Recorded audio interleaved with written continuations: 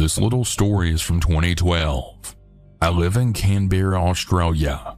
We're an incredibly boring place 99% of the time.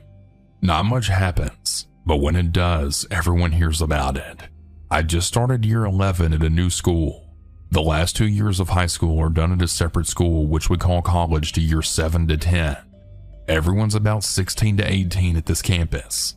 I was a bit of an overachiever when it came to English, so I was placed in a class of 6 or 7 other overachievers in an experimental English class taught by the deputy principal in charge of my grade.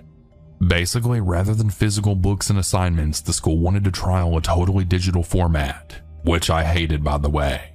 We worked almost exclusively on our personal iPads that we had to bring to each lesson. Even though the class was small, I don't remember much about most of the kids. They weren't particularly interesting, I guess. I kept to myself after the collapse of my high school friendship group and sat next to the other quiet kid in this particular class. I'll call him Jimbo.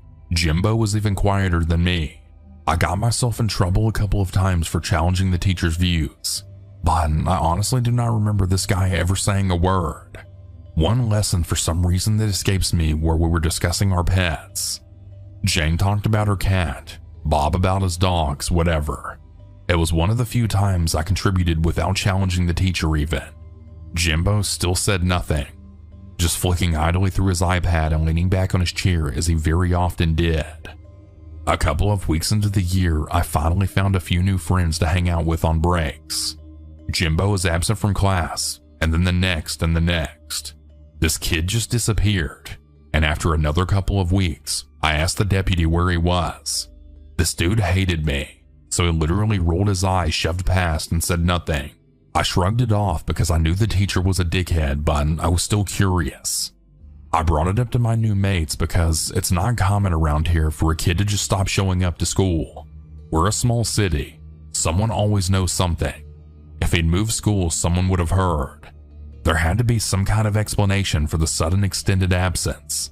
One of my new buddies took me aside. I'll call him Jerry. Jerry was a good, goofy guy. He was the type to always joke around, so when he pulled me aside all serious, I knew that something was off. Jerry and Jimbo had been friends back at their old high school. At some stage over the summer holidays when Jerry had visited him, Jimbo had spilled a glass of milk in his kitchen. Jerry laughed about it, but Jimbo demanded he clean it up, even though Jerry obviously wasn't the one who made the mess. Jerry turned his back, and the next thing he knew, Jimbo had a knife to his throat and made him clean up the spill at knife point. But it gets worse. So much worse. He tells me that Jimbo's iPad was absolutely packed with videos. Videos of him doing the most disgusting subhuman things to animals, primarily dogs. I physically can't bring myself to write the specifics of what he did to those poor souls. Think the BTK killer, but without the people. He'd been stealing them from backyards and luring strays. There was even a teacher at the school who had come to find out why his dogs were going crazy so late, and then he saw Jimbo scamper off into the night. There was a vast paddock not far from the school that I used to go smoke weed in, because the grass was tall enough to keep us relatively well hidden from the rest of the world. Absolutely huge, a good kilometer square if not more. That specific paddock in question I learned had been his killing fields. I was just getting high in the opposite corner, closer to the houses that lined one side. If we decided to venture diagonally across for whatever reason, we very possibly could have come across something he'd done. The iPad that he'd recorded it all on had been less than a foot away from me for weeks. He'd flicked through the images of what he'd done so casually in that little classroom of 6 or 7 students. Hell, he knew that each one of us had pets. He also had a bucket list found on the iPad, the top item of which was graduating to killing humans. From what I know, Jimbo was convicted for animal cruelty, and nobody's heard of him since. I'm a 25-year-old female, and this happened maybe 8 to 9 years ago, and I was 16 to 17 years old then. I'm from a small village, and I went to school in the nearest big city, which was about 40 kilometers away, about 25 miles. Because public transportation was so bad, I had no way to get home unless they came for me, or I had to walk 4 kilometers. I lived in a dormitory during the week in the city where I studied. I stayed in the city during the week and went home on Fridays, then back again on Sundays. I always get off the bus at the main station when I arrive in the city around 2 p.m. My boyfriend, who came from another town, also studied in the city. He came by train. Every Sunday I waited for him at the station for about an hour and a half and then went to the dormitory together. That day was no different. I was waiting for him sitting upstairs at the station in a spot where I could see the entire ground floor from above. I had my headphones in and on my phone just sitting there. Out of the corner of my eye, I noticed a homeless woman wandering around. She sometimes stood still and looked around, but I didn't pay much attention. There are a lot of homeless people in that area. Time passed. I was still sitting, headphones on, phone in hand. Then I saw the homeless woman start walking in my direction. I still didn't think too much of it. When she was about a few feet away from me, I noticed she was talking to other people who were sitting nearby, probably asking for money. A few moments later, she had started walking toward me again. I saw her, but I didn't lift my head. Then she stopped in front of me. That's when I looked up. She just stared at me. Her eyes looked like she was high on something, and she was slightly swaying. She was dirty, honestly disgusting to look at. Some green liquid was dripping from the corner of her mouth, and her face was dirty. She wore a thick coat, gray pants, black boots, even though it was spring, and had a black backpack. She had brown hair, brown eyes, looked around 40 years old, though she could have been younger. I saw her lips moving. She was talking to me. I took out my headphones and gave her my attention. I'm not a rude person, and I always try to speak kindly to people. But when I removed my headphones, she just went silent, just stared at me. "What? Could you say that again?" I asked her. Then she spoke again, but I didn't understand a single word, just mumbling. She stared at me with those glassy eyes. I just shook my head. "Sorry, I can't understand what you're saying," I told her and looked at her. At this point, I felt my heart beat faster. I got scared. I didn't know what she wanted, and something about her made me feel really uncomfortable. She started mumbling again, and while she mumbled, she began searching for something in her coat pocket with her right hand. I looked down at her hand to see what she was doing or what she wanted from me. At this point, I thought maybe she needed help with something.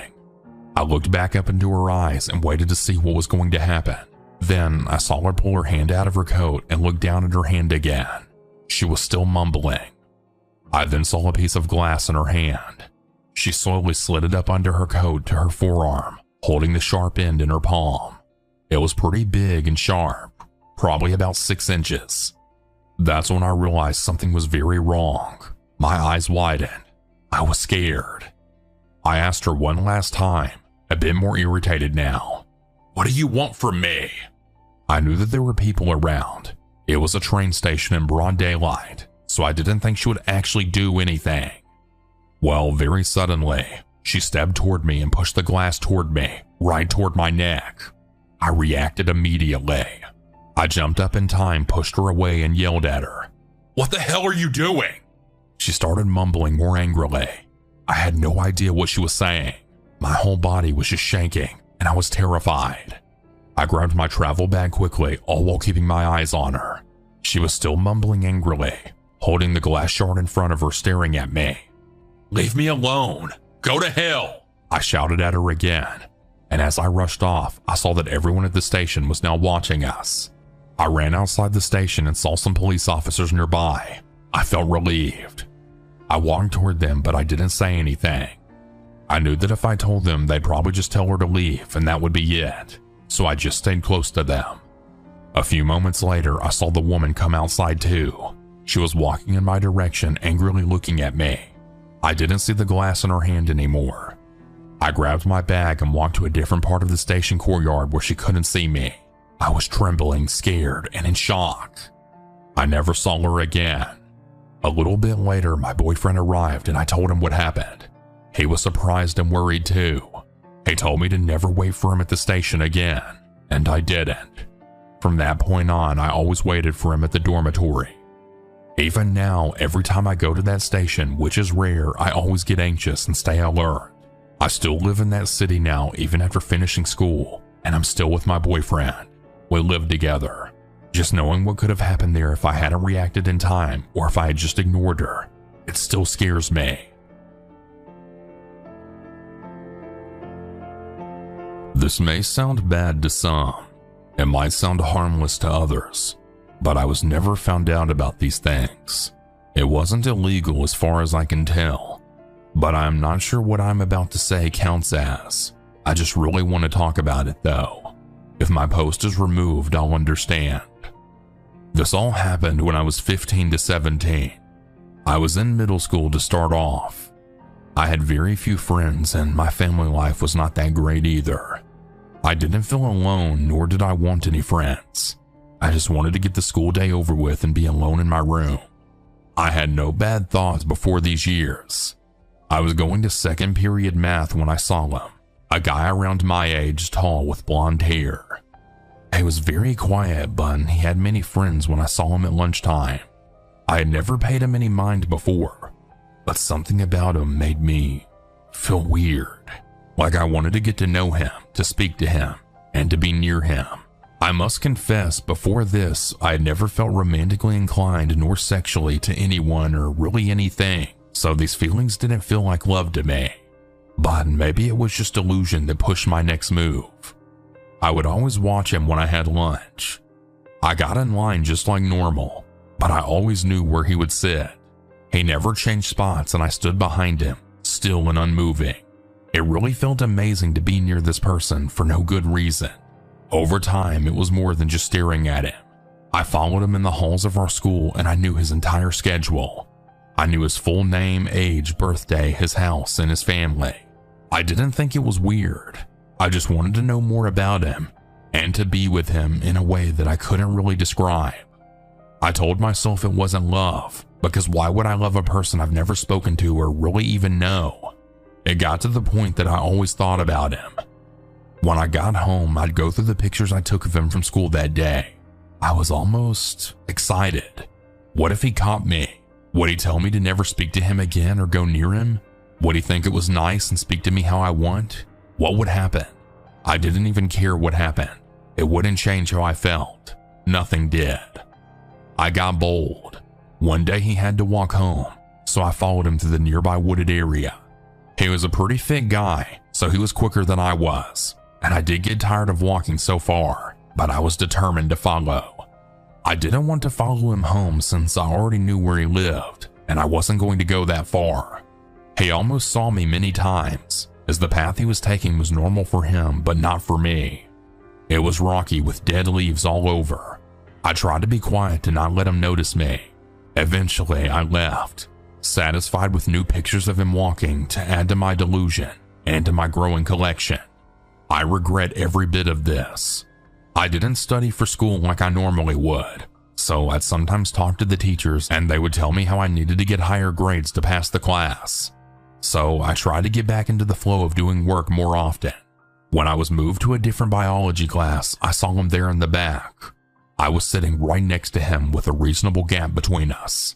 I felt so happy that I would finally get the chance to speak to him without worry or anxiety or people listening in. During that class, he would sometimes look my way, at me, but I didn't think too much of it at first. Maybe he was just doing it to look near me at someone else. But it kept happening, so I would do the same. We would stare at each other. It felt so... I don't even know how to describe it. Eventually, I tried to talk to him and ask for help with some notes. I never really spoke to anyone, so this was new to me. I only spoke to teachers and sometimes, if I had to, other students. He was nice, and he would speak to me in a tone that I was unfamiliar with. It was pleasant. It didn't last too long, as I realized that he had found a poem that I'd written to him that I was not going to give him.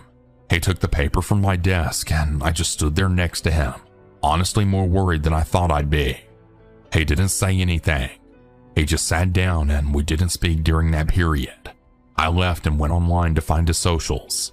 I apologized to him and I said I understood if he didn't want to speak to me. He said that he knew that I liked him, which shocked me. But to be honest, it was obvious to everyone but myself. He never knew that I followed him or took pictures of him. At least, I don't think so. I later found out that he was not supportive of me liking him, as he was a straight male and I was not his usual romantic interest. Over time, I did stop following him, and I never spoke to him after that, but he would still stare at me very often. I don't know why. I had done this with one other person, the same game of following and taking pictures, but this other guy was cut short as I moved away. I honestly don't know what compelled me to do these things. I hope I don't do them again.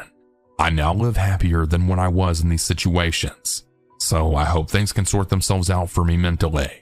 The story may not sound so bad, but I left out details on purpose due to them being private and somewhat disturbing. This might not be one of the freakiest stories of all time, but it's a great reminder that you should never fully relax in a taxi. In the place where I live, the taxi service is pretty well developed. We have a global app where you have an ID as a passenger and the driver has one too.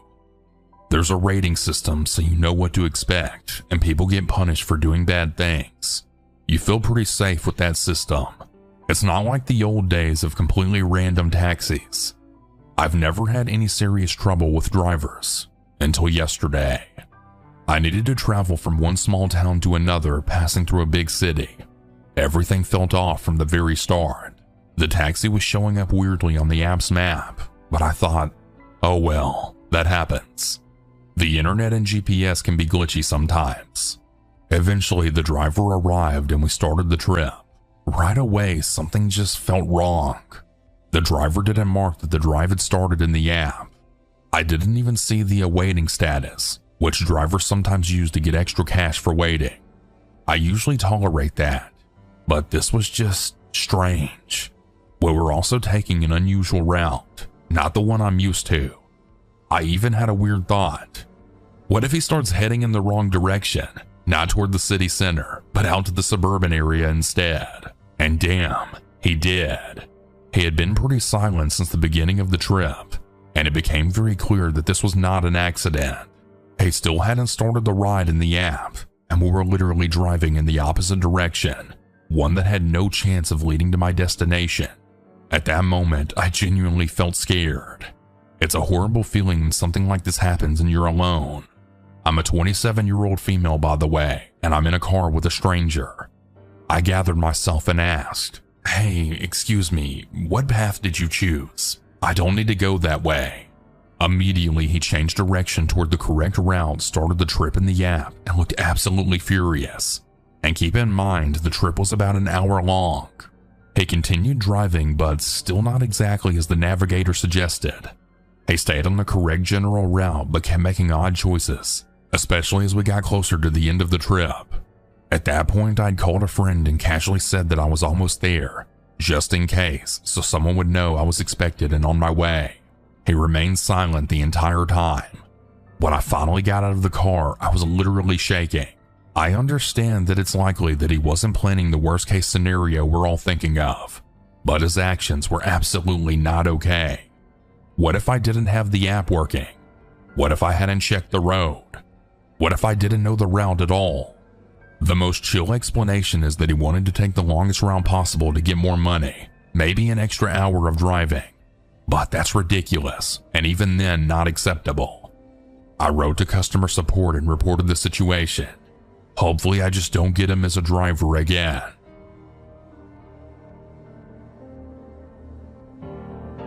So my story happened a few years ago when I was 10 or 11.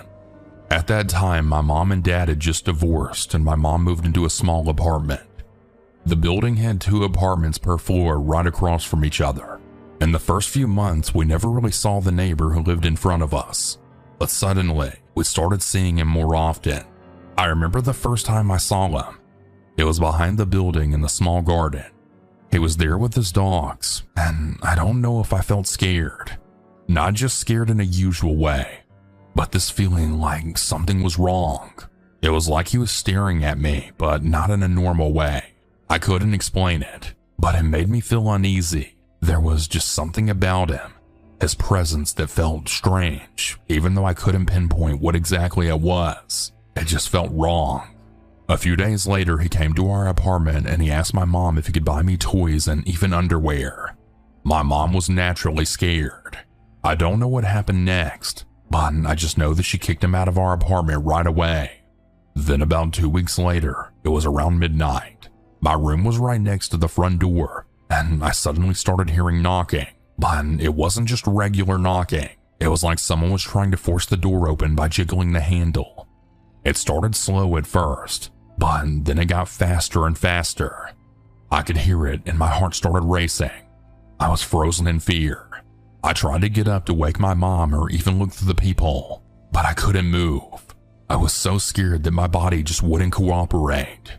I know that it wasn't a dream or anything. I knew it was real. I could feel the panic in my chest. After that, my mom and I moved out quickly, and we never saw him again. But since then, I've really developed this weird paranoia that never really goes away. It feels like my brain keeps playing tricks on me. I hear a little noise and suddenly I'm convinced someone's in the house. I keep imagining things that aren't there, like someone hiding in the hallway, watching me from the dark. I know it sounds irrational, but it doesn't feel that way at the moment. It's like my body freezes, my heart races, and I can't move, just like that night. And it comes in waves. Some days I'm totally fine, and others it all comes back stronger than ever. I start thinking someone might come back, that someone might already be inside. Even when I lock the doors, double check everything, I can't fully shake that feeling. It's exhausting, and I hate that it still has this power over me. It's honestly really not fun. I feel ridiculous sometimes, but it happens out of nowhere, and I just can't stop the fear. It's completely irrational, but it's there, and sometimes it feels like I just can't escape it. And a few years later, someone actually broke into our house.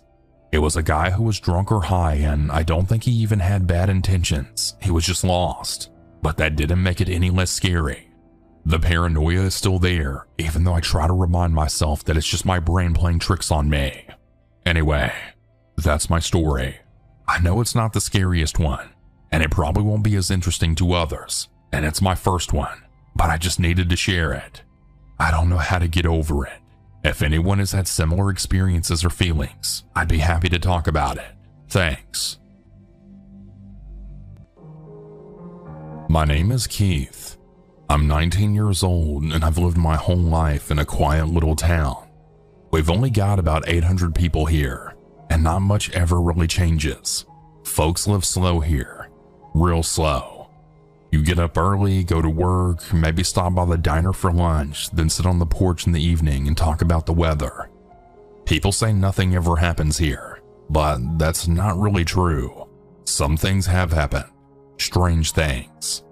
There's one part of our town that everyone avoids, a place that we all know about but don't talk about much. We just call it the Hill. No one gives it a fancy name, it's just the Hill. Simple, dangerous, off limits. When we were kids, our parents always told us to never go near it. Stay away from the hill, they'd say. Don't play there. Don't even look at it too long. But no one ever told us why.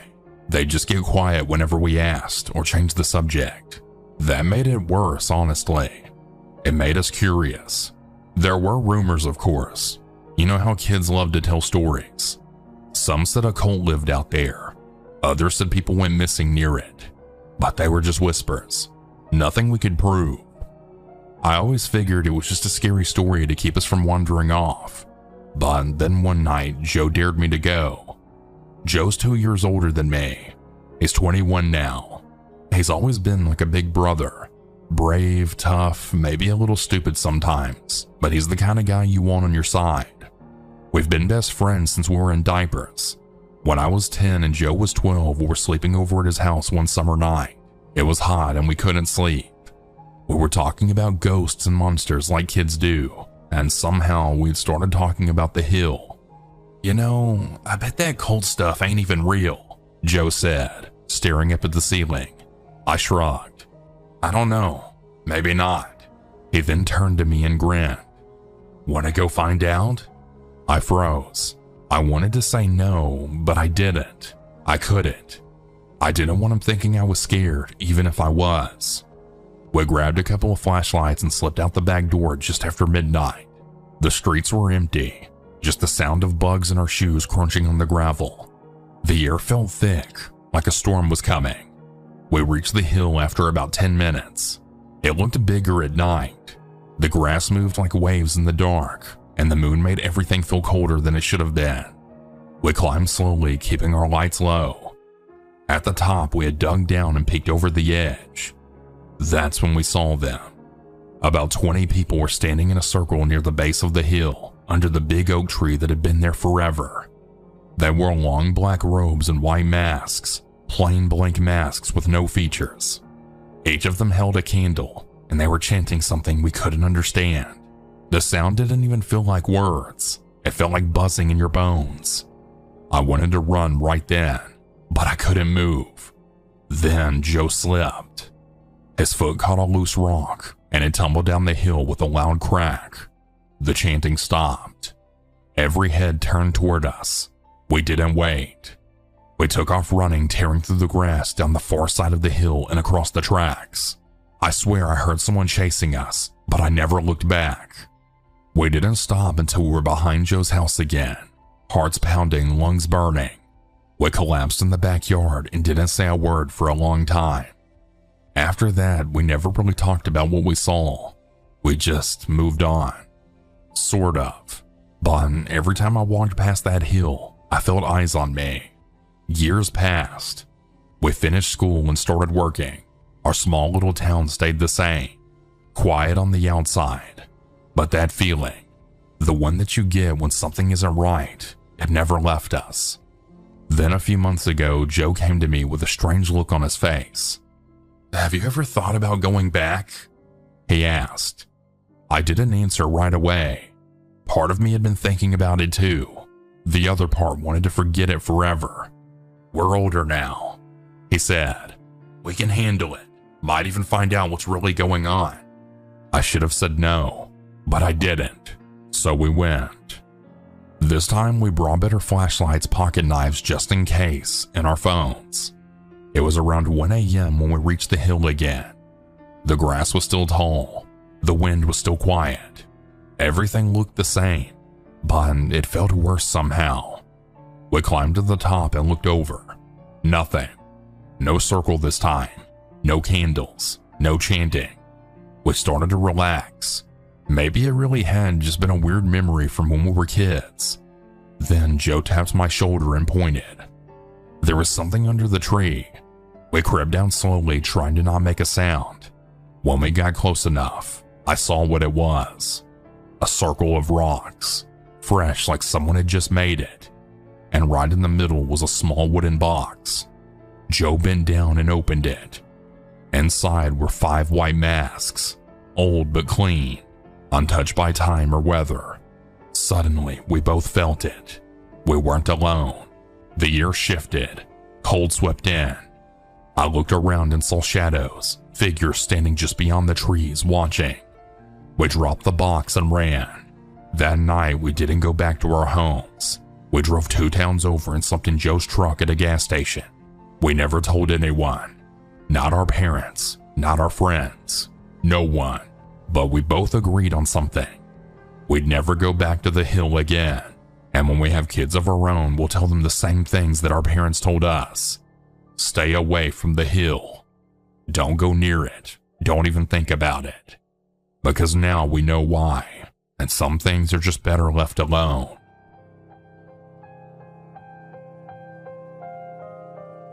My name is Anna and I'm 21 years old.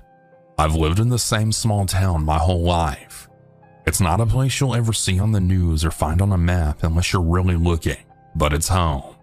Everyone knows everyone, and you can't walk down Main Street without someone waving or asking how your family is doing. It's quiet here.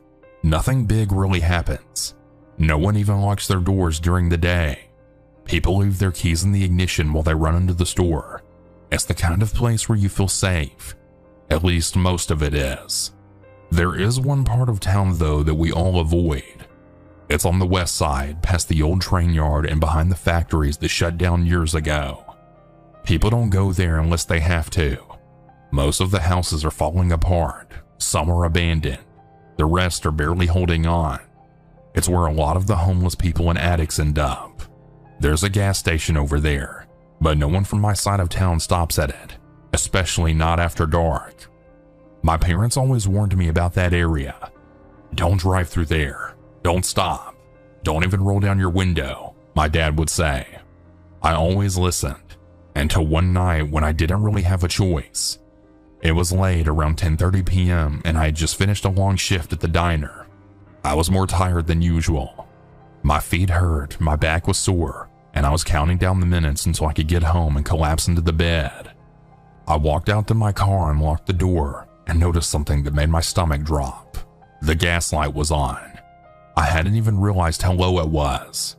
I'd been meaning to fill up for days, but just kept putting it off. I figured I could make it to the station near my apartment, but halfway across town, my car gave a little jerk. The needle dropped all the way to the E. I knew I wouldn't make it. The only gas station close enough was the one on the west side, the one that I'd always avoided. I tried to think of another way, maybe someone I could call, but my phone battery was dead. Of course it was. I was alone, out of gas, and out of options.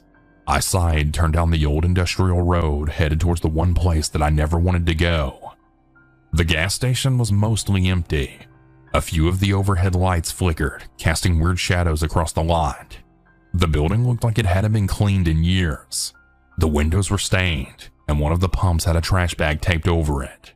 There was only one other car there. A rusted old sedan with one headlight missing and a busted front bumper. I pulled up to the farthest pump, trying to stay close to the light. I told myself that it would only take a minute, just enough gas to get home. I got out and swiped my card. The screen was cracked, but it worked. As I started pumping, I kept glancing around. The silence felt heavy. I tried to keep calm and told myself I'd be out of there in no time at all. That's when I saw him. He came from around the corner of the building. Tall, thin, with messy hair, and clothes that looked like they hadn't been washed in weeks. His eyes were wide, darting around like he was looking for something, or someone. He walked straight toward me. "Hey there," he said, smiling in a way that didn't really feel friendly. "Got a few bucks?" I gave a quick shake of my head. "Sorry, I don't have anything," I said. He didn't stop. He kept coming closer. You sure?" he asked again. "I just need a couple of dollars, that's all. I'm having a rough night." I could feel my heart start to race. I tried to stay calm. I didn't want to make a scene. I forced a small smile. "I don't really have any cash," I said. "I'm just getting gas and heading home." But then he stepped closer again. Too close. "You live around here?" he asked, tilting his head. "You look familiar." My hands started to shake at this point. I could feel the gas pump still running, but I didn't care anymore. In the middle of pumping gas, I stopped and put the pump back in the holder. "I need to go," I said quickly. Before he could say anything else, I turned, got into my car, and slammed the door shut. I hit the lock button just as he reached it and knocked on the window. "Hey," he said, louder this time. "Don't be rude. I just wanted to talk." I didn't look at him. I started the engine, backed up fast, and drove out of the lot like something was chasing me.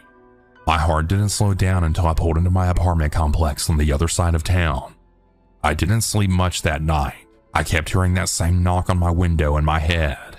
I kept seeing his eyes, the way he smiled at me, like he already knew me somehow.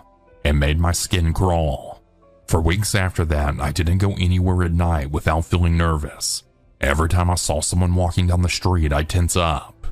I started double-checking my doors at night. I even bought pepper spray to keep in my bag. I didn't tell my parents. I didn't want them to worry. But I think they noticed the change. I wasn't as relaxed as I used to be. That one night really stuck with me. Eventually, the fear faded, a little at a time. Life went on, but I never forgot how it felt. I've always loved my town. It's a good place, but I've learned that even good places have dark corners, places people don't talk about, places that feel like something right out of a bad dream, and sometimes all it takes is one bad night to remind you that safety can be a fragile thing. I'll never go back to that gas station again, no matter how low my tank gets. Hi everyone, my name is Richard. I'm 60 years old now, living in a Manhattan apartment that overlooks the park. It's not the biggest place in the city, but it's mine and it's comfortable. I've made a good life for myself here. A career in finance, some wise investments, and enough luck to retire early. I keep busy with charity boards, museum visits, and way too many cups of coffee from the shop down the street. People here know me by name. They see me in my tailored coats and polished shoes and assume that I've always been this version of myself. Collected, successful, and at ease. But sometimes, especially on quiet nights, I think about who I used to be. A boy named Richie from a town in Georgia you've never even heard of. A town where the crickets screamed louder than the passing trains, and everybody knew the make and model of your family's car.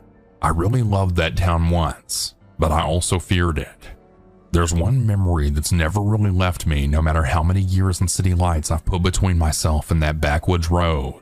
It happened in the summer of 1975. I was 10 years old. Back then, we lived on the edge of our little town.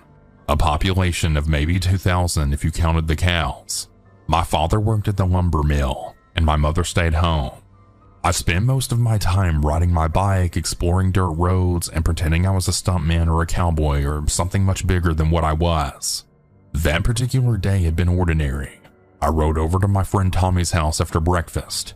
We played in his backyard, traded baseball cards, and argued over whether Superman could beat Spider-Man in a fight. It was still light out when I started to ride back home. Late afternoon, maybe a little past 5. The air was hot and sticky. The sun was beginning to dip, throwing long shadows across the fields. The ride home was about 2 miles. Most of it was a quiet road. Trees on one side, barbed wire fences on the other. I didn't mind the quiet. I liked it. But that day, something was different. I first noticed the truck about halfway home. It was an old model, maybe a Ford or a Dodge, matte gray with rust patches. I heard it behind me before I saw it. A low growl of an engine that wasn't in any hurry. I glanced back and I saw it cresting a hill behind me just far enough away to not think much of it. But it didn't pass me. Instead, it stayed behind. Not close, but steady. Always just a little too far back to see who was driving. I slowed down a bit, thinking maybe they wanted to pass. The truck slowed down too. That's when I knew something was wrong. I sped up, pushing my little legs harder on the pedals.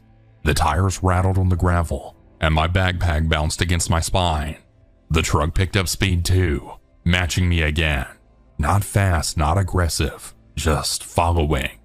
There was a spot up ahead where the trees got thicker, a patch of woods I sometimes cut through when I wanted to take the long way home. That day, I didn't plan to, but when I saw those trees, I didn't think. I just turned. My tires slid on the loose gravel, but I caught myself and darted off the road.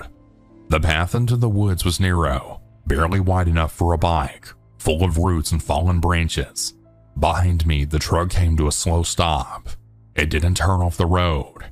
It just sat there. I didn't look back again. I dropped the bike as soon as I was far enough in.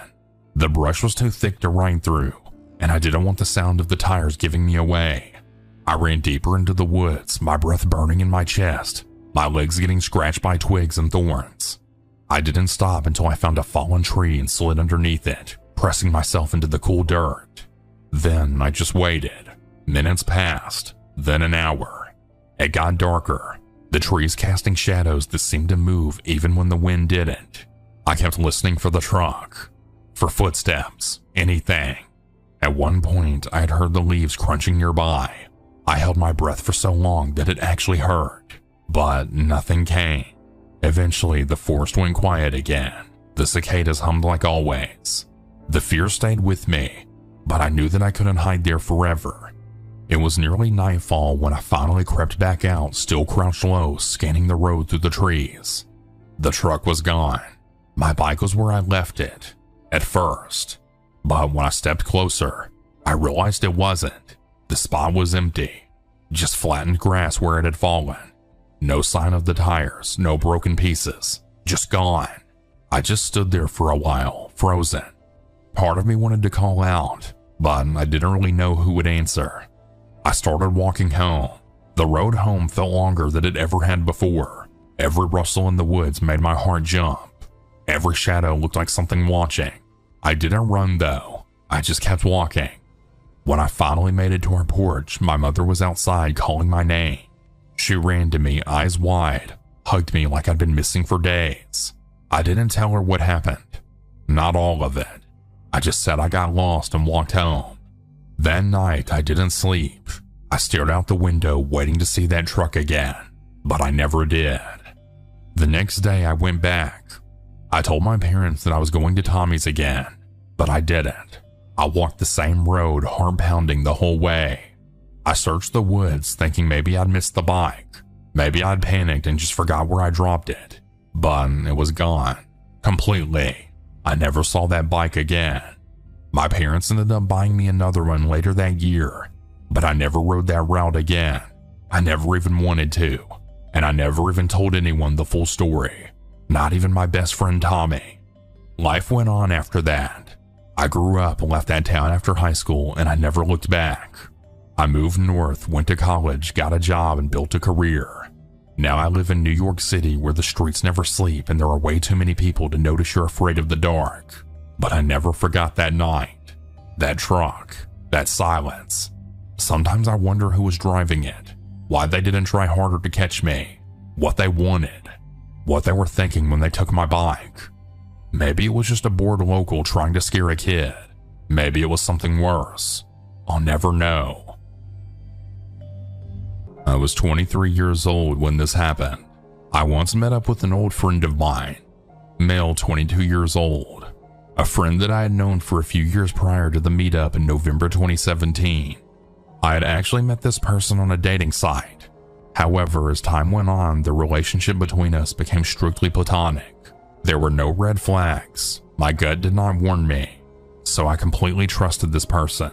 We met up in town behind a bus station on a grassy hill surrounded by trees and a tall wall. Our meeting was to just have a smoke, get a little high, and to have a small catch-up. The meet was fine. I actually started smoking weed a few months before, so I was still relatively new to it. He had brought something new for me to try, purple haze. I wasn't at all anxious about trying it, as I completely trusted this person and would never believe that he would lie to me. He had packed a full blunt for me, but I only managed to smoke a quarter of the blunt. We spoke during this time about work, our previous relationships, and random stuff. About half an hour later, I had started to feel extremely lightheaded and anxious. I suddenly had this strange feeling where I did not feel comfortable at all, and I really wanted to go home. When I asked him if I could go home, he had offered to take me home, but I just said, "No, it's okay." He offered again, "Please let me take you home. You'll be safe with me. I won't hurt you." I shook my head and said, "No thank you. I can take myself home." When I started to walk away, I felt like I was walking on a cloud. My head became dizzy and my eyesight was a little blurry. I had never felt like this before, and in time, I started to panic. When we made our way down the hill toward the bus station, I was relieved, as there were a lot of people around, so if anything happened, someone would step in. I became extremely terrified of him. I had this horrible feeling in my gut that told me to stay away from him, and when I got to the bus station, I told him I would call my taxi here and go home. His tone was no longer nice, but very stern. "I'm gonna take you home now," and he began to pull at my jacket. I told him no, and I was going home on my own. He pulled my jacket harder and I fell against him. He pulled me into him and told me that I didn't need to be scared of him, but I was so terrified. At this point, I had started to feel very paranoid and I couldn't see properly. I pushed him away from me and rubbed my eyes and called for a taxi. He tried to pull my phone from me and yelled in my face, "Do you ever listen? I'm taking you home." I noticed a few people had stopped and asked if I was okay. All I remember was that I wanted to go home. So a lady kindly called a taxi for me and waited with me, made sure I was okay and helped me into the taxi.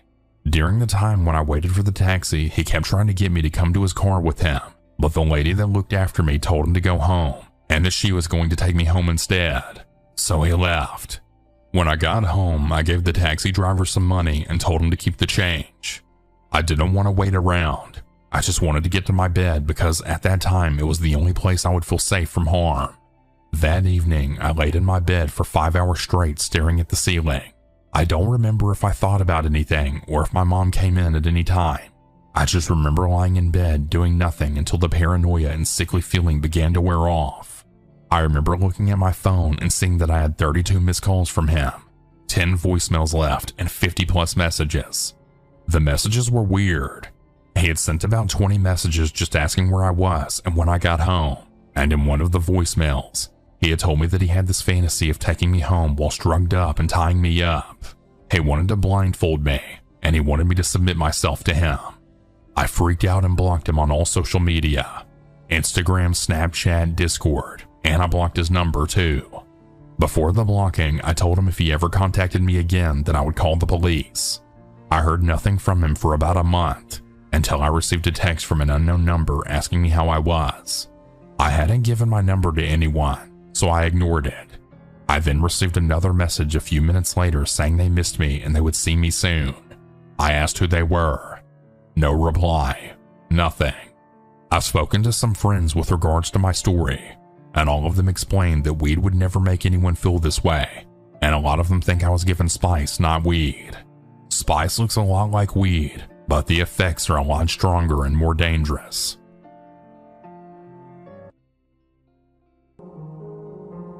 The story happened just last week, and it's still fresh in my mind. My family and I had decided to stop at Culver's for lunch. It was around noon when we pulled into the parking lot of a newer Culver's in our town. We parked and got out of the car and began walking into the restaurant. As we're walking in, I noticed a strange guy sitting in a black Chevy pickup with the driver's door open. He looked to be in his 30s and he was smoking a cigarette and seemingly watching everything and everyone around him very carefully. I didn't think much of it since our town has a lot of weirdos in it, and we just went inside. We were sitting at a table near the window, and I could see the guy's trunk a few feet spaced away, and he was still sitting there smoking a cigarette. I thought it was weird he wasn't getting any food or anything, but I figured maybe he was waiting for a DoorDash order or something. It took a while to get our food, but eventually we got it. We had been there so long at this point that the employees were doing shift change. All of a sudden, I hear 3 loud pops and look out the window to see a female employee drop to the ground, blood getting all over the concrete, and the man closing the door in his truck and peeling out of the parking lot. My parents and I were in shock, and everything was just a blur after that. But basically the police showed up and shut down the restaurant and we had to leave. Later on the news, we learned that the man was the woman's ex-boyfriend who she had just broken up with, and he had decided to end her life because of it and waited for her outside of her work. And little did she know at the end of her shift she'd be walking right into her fate. The man was arrested and charged with murder, public endangerment, and discharging a firearm in a public space, and he was given 190 years in prison. The image of that woman laying in a pool of blood is still burned into my mind forever, and I'm never going back to that Culver's again.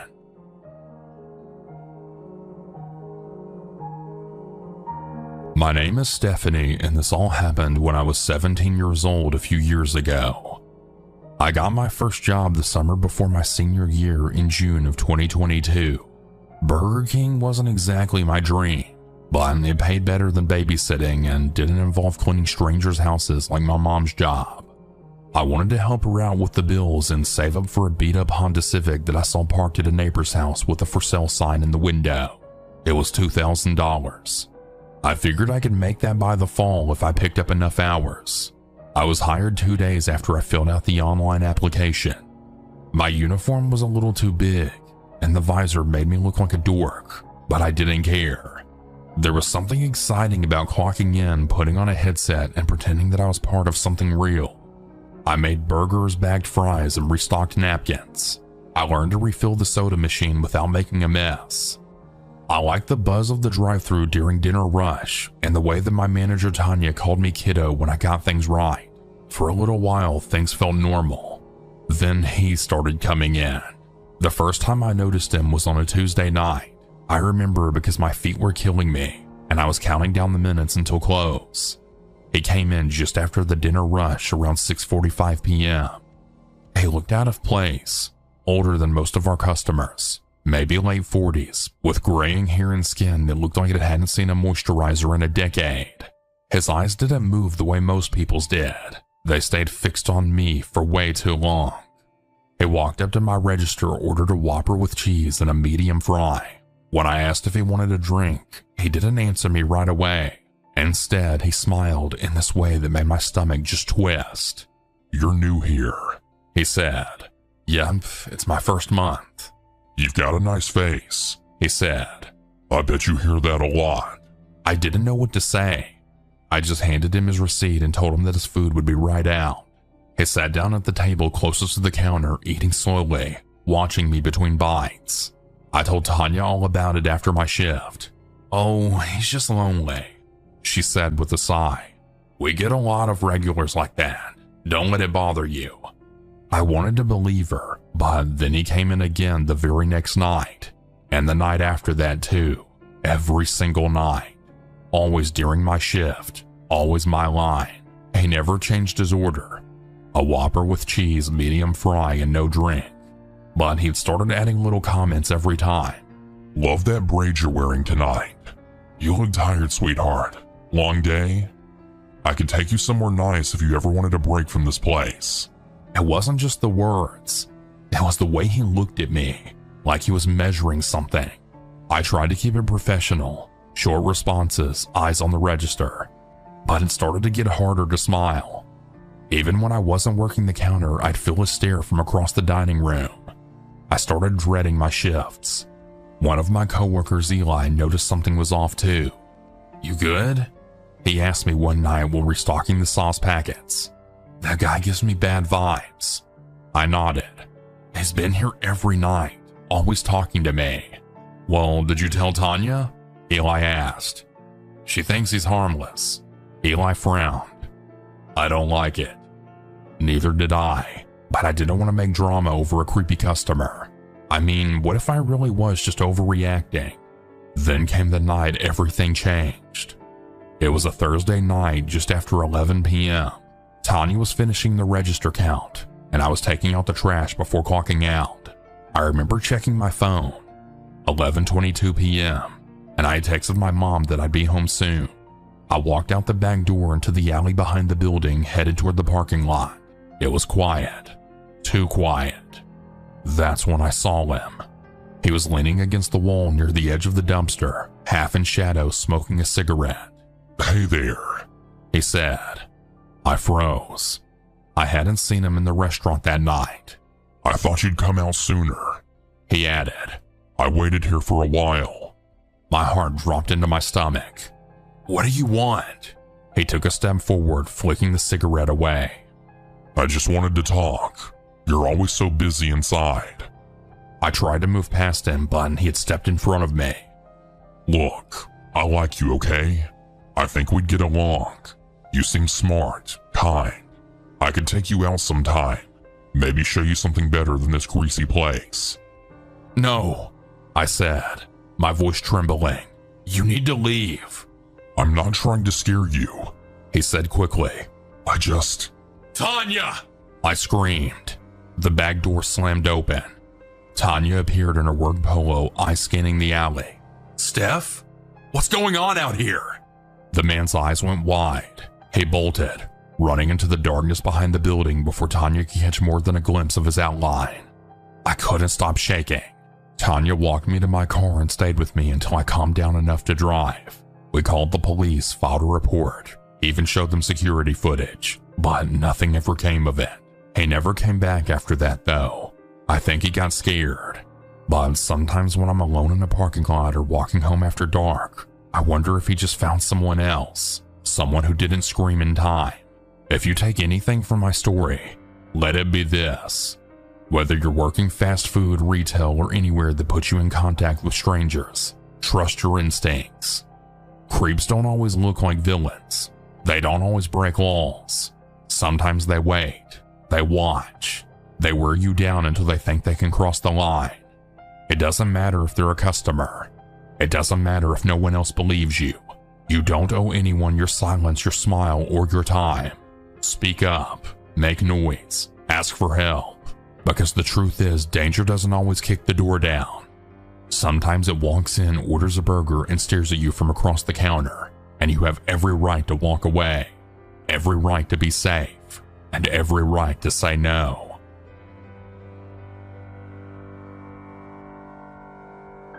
I never really had to work, not in the way most people do anyway. I come from a pretty well-off family, the kind where birthdays meant weekend trips instead of presents. And if I ever needed money for books or clothes or rent, my parents would just Venmo it over before I even finished asking. And I don't say that to brag. Honestly, it's always made me feel weird, like I was watching life from behind glass while everyone else was out there living it. So at 20, halfway through college and smack in the middle of a pretty cushy existence, I decided to do something completely out of character. I got a job at Taco Bell. It wasn't for the money. God knows I didn't need the $10 something an hour they were offering. I think I just wanted to feel something different, something normal, something real. Maybe I was bored. Maybe I wanted to prove that I wasn't as soft as I secretly worried I was. Whatever the reason, I filled out the application during a break between classes, and I didn't think twice about it. And to my surprise, I got hired. No interview, no questions beyond. Can you work weekends? Just like that. I had a purple visor and my name written in Sharpie on a piece of masking tape. It was my first job ever. The rush. The first few shifts were almost fun. There's a rhythm to fast food. The strange choreography of beeping fryers, shouted orders, hands moving fast but knowing exactly what they're doing. My coworkers were a mixed bunch. College kids like me, single moms, one guy out on parole who made the best burritos I've ever seen. They were all kind, sharp in unexpected ways, and weirdly funny. They didn't treat me any differently, even though I knew I stuck out. My hands were soft. I flinched at grease pops. I said please and thank you way too much, but no one ever said anything. They just showed me how to do things, how to reset the register whenever it froze, how to fold a crunch wrap without it falling apart, how to keep your cool when someone threw a drink at the drive-thru window because we were out of Baja Blast. And I would say that I did okay, better than I thought I would. I started to look forward to the shifts, especially at night, when the store got quiet and we were all just killing time until close, laughing over broken headset mics or sneaking extra cinnamon twists. It felt like I was part of something. Then, that night happened, and everything changed. The truck. It was a Friday. One of those strange in-between nights where the rush dies early but the store stays open late. 11:03 p.m. I remember because I had just checked the wall clock wondering how much longer I had to stay. We were on cleanup duty. I was in the back stacking up the trash bags for the usual trip out to the dumpster. That's when I noticed the truck. An old white pickup beat to hell, rust eating the lower panels, duct tape over one of the taillights. It had been parked there for a while, near the very back of the lot, right at the edge where the lights didn't quite reach. I thought it was weird, but it is a Taco Bell. Weird as standard. Maybe it belonged to a customer from earlier who left it overnight. Maybe someone was sleeping in it. We got that sometimes. People who just needed a place to rest, scroll on their phones, or leech off the free Wi-Fi. Still though, something about this truck, it unsettled me. It was too still, like it had been waiting. I shook it off. I tied up the bags, grabbed two, one in each hand, pushed open the back door into the night. Outside it was quiet. No stars, just low clouds smothering the sky. The parking lot lights buzzed overhead, flickering slightly. The wind carried the faint smell of fries, bleach, and wet asphalt. The truck sat maybe 20 feet away, half in shadow. I didn't look at it. Well, not really. I kept my eyes forward, focused on the dumpster. Then I opened the lid. The finger. I threw the first bag in, and it landed with a wet smack. The second bag snagged onto something. Maybe a box, maybe metal, so I leaned in to shift it. That's when I saw it. Near the corner, half hidden by a flattened soda box, there was a finger. At first, of course, I thought it was a prank. A fake Halloween prop someone tossed in for a laugh. But then I saw the dirt under the chipped nail, the dried blood crusted on the knuckle, the pale soft look of the real skin. It was real. I froze. Everything in me just stopped. My stomach dropped and I couldn't hear my own breath. Too loud, too fast. I couldn't think. I couldn't even feel anything. I was just staring at it. Then I turned and ran, bursting through the door, shouting for my manager and tripping over a mop bucket. At first she laughed, thought I was messing with her. I then insisted, borderline hysterical. She came with me reluctantly. The moment she saw it, her whole face changed, like someone turned out the lights behind her eyes. She didn't say anything, just backed away and locked the door and called 911. The aftermath.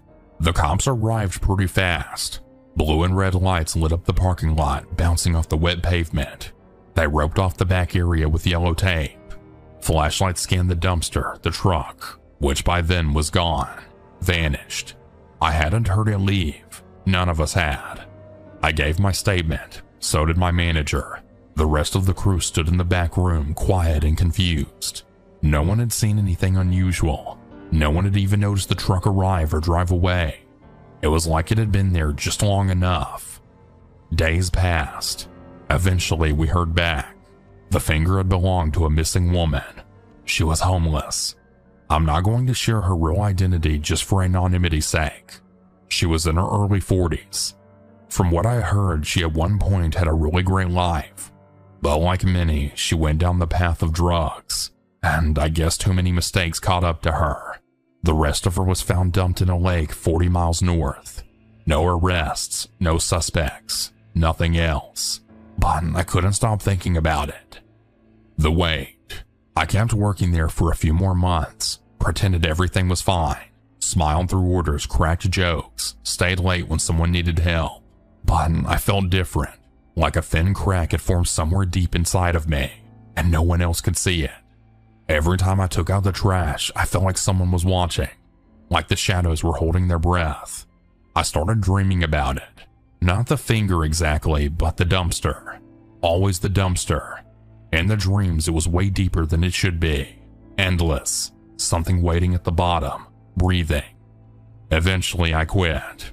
Told everyone I needed to focus on school. Exams were coming up, but that really wasn't the truth. The truth is, I just couldn't stop thinking about that woman, about how close I'd come to something that I didn't understand, something I still don't. I wonder if I'd looked earlier, if I'd said something about the truck sooner, if anything would have changed. I'll never know. Here's what I learned. People say the world is small, that we're all connected, but I think what they mean is, danger doesn't feel distant when it's real. It can be as close as a dumpster behind your work, as near as the shadows beyond a parking lot light. I never expected to find anything out there. Certainly not a piece of someone's life or their death. But I did, and now I carry it with me. I still think about her. I still wonder who did it, and I still wish I'd never had to see what I saw.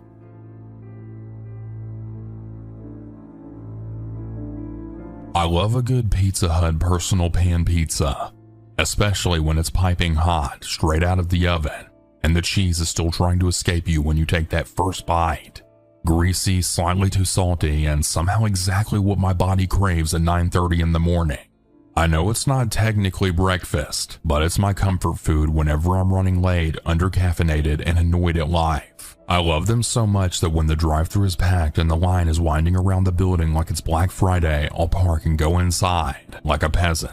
Like a noble, pizza-hungry peasant who has better things to do than sit in a line of idling cars for 20 minutes. Yesterday was one of those days. Already behind schedule for work, hungry, and trying not to let my mood spiral. I pull into the lot and notice the line of cars in the drive-thru, sigh audibly to no one, and decide to be brave and go inside. As I'm walking toward the door, this girl is just standing there, right in front of it, blocking it with her whole body. She's facing me, but still kind of pushing the door open like she's going to hold it for me from the inside. Except she doesn't move. She just stands there with this weird vacant look on her face like she's buffering. I do that awkward shuffle thing, squeeze through the sliver of space she's left me and say, "Thanks." No response. She just closes the door behind me and then walks over to one of the tables and sits down. Didn't even order anything. Didn't even look around. Just sat. Whatever. I figured she was just waiting for someone, or maybe just charging her phone. It was too early and I was too hungry to care. I placed my order, grabbed a cup for my drink, and stood around trying to look patient while my stomach made sad, hollow sounds. Eventually, I get my pizza. Thank you, melted cheese gods, and I head back outside. I'm already running 10 minutes late, so I walk fast. I'm maybe 10 feet from my car when I hear someone yelling behind me. Ma'am! Ma'am! I keep walking. I'm not in the mood. People yell random stuff all the time. For all I know, someone's trying to sell me magazine subscriptions or convince me to sign up for a gym. But then I catch movement out of the corner of my eye. Someone running, fast, and toward me. I turn my head and it's the same girl from before. She's got a suitcase now, and a big one at that. Roller wheels, extendable handles, sleek and expensive looking. She's also wearing a really nice coat and a travel backpack that probably costs more than my monthly car insurance. So, not exactly someone down on her luck. She's yelling, "Ignoring me is rude, ma'am. I know you can hear me." Okay, I'm officially unsettled at this point. I reach my car and get the driver's door open. I'm grateful now that I parked in that weird end spot with the concrete and decorative rocks to the left of me. No car beside me, no car in front or behind me. Just a little bubble of escape potential. She closes the distance and stops just short of my car door. "I need you to take me to the terminal," she says. Not, "Can you please take me?" Not, "Hey, I'm stuck, do you mind?" Nope. It's a demand like I'm her Uber driver and this is a scheduled pickup. She doesn't even look out of breath. I tell her, "I'm sorry, I can't. I'm already late for work." I motion vaguely down the road like work is just around the corner. It's not, but she doesn't need to know that. "The terminal is right there," I add, pointing in the direction of the transit center. "You can literally walk. It's a 5-minute walk tops." She ignores that completely. "You have to take me," she repeats like the logic of it is self-evident. Now I'm getting pissed. This isn't someone in trouble. This isn't a scared traveler looking for help. This is someone who's decided that I'm responsible for her and doesn't care whether I agree. "I'm not taking you anywhere," I say flatly. "I'm leaving." I sit down and close my door, and as I'm turning the key in the ignition, I see her grab the passenger door handle and start yanking on it. Hard. Then she starts pounding on the window with the palm of her hand. Thankfully, my Jeep is a beat-up early 2000s model with manual locks. There was no way that door would open. She tries again. Then she starts shouting again, louder this time. Something about me being a horrible person, about how she needs this ride and that I'm selfish. And then, just when I thought she might walk away, she drops her suitcase and runs to the back of my Jeep. She starts digging through her purse with one hand, slamming her fist against my rear window with the other, over and over. If you know old Jeeps, you know the rear glass isn't exactly bulletproof. At that point, I'm not just freaked out, I'm genuinely scared. I have no idea what she's reaching for in that purse. A knife? A key to slash my tires? A weapon? I don't wait to find out. I shift into 4-wheel drive, spin the wheel, and gun it. My Jeep lurches over the concrete curb, tires gripping the rocks like they were made for it. I bounce my way out of the lot like a paranoid stunt driver in a bad action movie, pepperoni grease still on my fingers. In the mirror, I catch one last glimpse of her chasing me to the sidewalk, still screaming. And just like that, she was gone. So yeah, to the wild Pizza Hut lady. Hopefully I won't encounter her again. I do have some lingering thoughts though. Am I a bad person for not giving her a ride? Or was this one of those self-preservation tests? I've read way too many stories where good Samaritans end up in body bags. How did she even get to Pizza Hut? And I mean with a backpack and a suitcase? Someone must have dropped her off for she walked. Why not just keep walking to the terminal? She had a working phone. She was holding it when she first demanded the ride. What if I had given her a ride and there were people waiting at the terminal? What if this was some kind of setup? If she had just asked for money, she probably would have gotten a 20 from me. But she didn't ask. I still have way too many thoughts about this.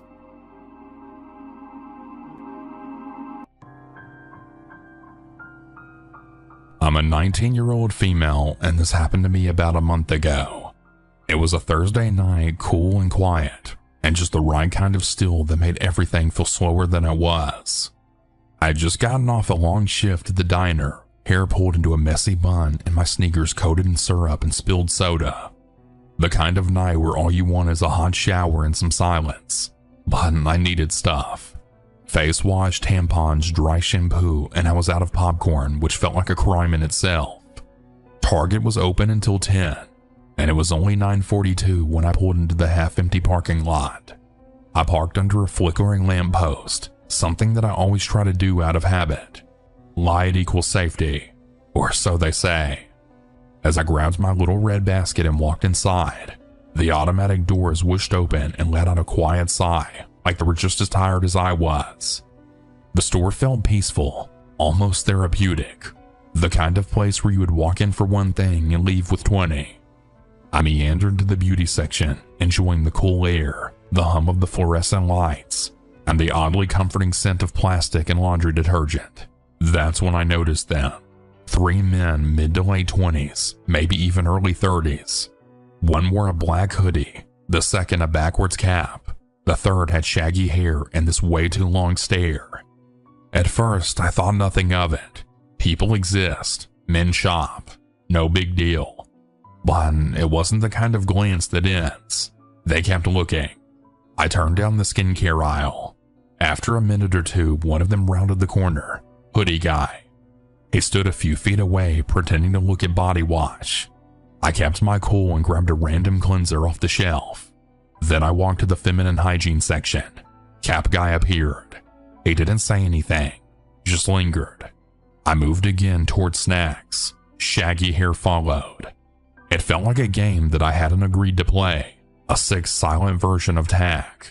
I circled aisles, taking random turns. Once I stopped in a nearly empty section and just waited. 10 seconds later, 2 of them passed the end of the aisle like they were patrolling.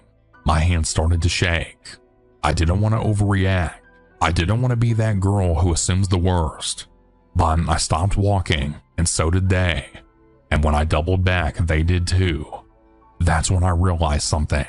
They weren't shopping. They were watching me. I clutched my basket tighter and walked briskly, but not running, to the front of the store. I found the customer service desk where a young guy in a red shirt and khakis stood restocking a shelf of returns. His name tag said Jeremy. "Hey," I said, trying to keep my voice calm.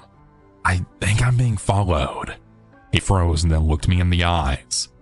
I must have really looked terrified because he didn't question me, just said, "Stay right there."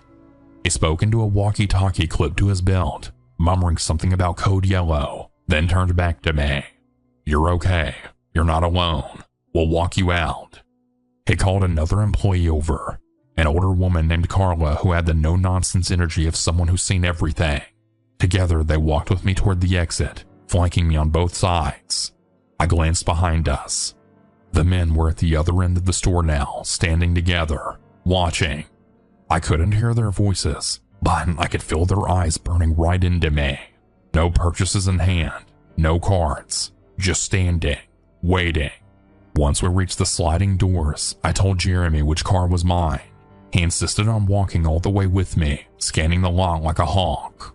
I thanked him maybe 3 times before I finally got to my car and slid inside, locking the doors instantly. He waited until I turned on the ignition and pulled away. I didn't cry until I made it to the stoplight at the edge of the plaza. My body had been on autopilot, hyper-aware, adrenaline-fueled. And now that I was finally out of there, it all just hit me at once. The truth is, nothing happened in the traditional sense. They didn't touch me. They didn't speak to me. But the threat was there, unspoken, looming, and that kind of fear stays with you. To every woman hearing this, please never let your guard down. Don't wait to make sure it's real. If something feels wrong, it probably is. Always park in your lights. Keep your head up. Watch for shadows. Trust your instincts even when the world tells you you're overreacting. We don't get the luxury of brushing off our fear. Not in this world. Speak up. Ask for help. You're not being dramatic. You're being smart. And maybe, just maybe, that awareness could save your life. Be safe. Watch your back, and never apologize for protecting yourself.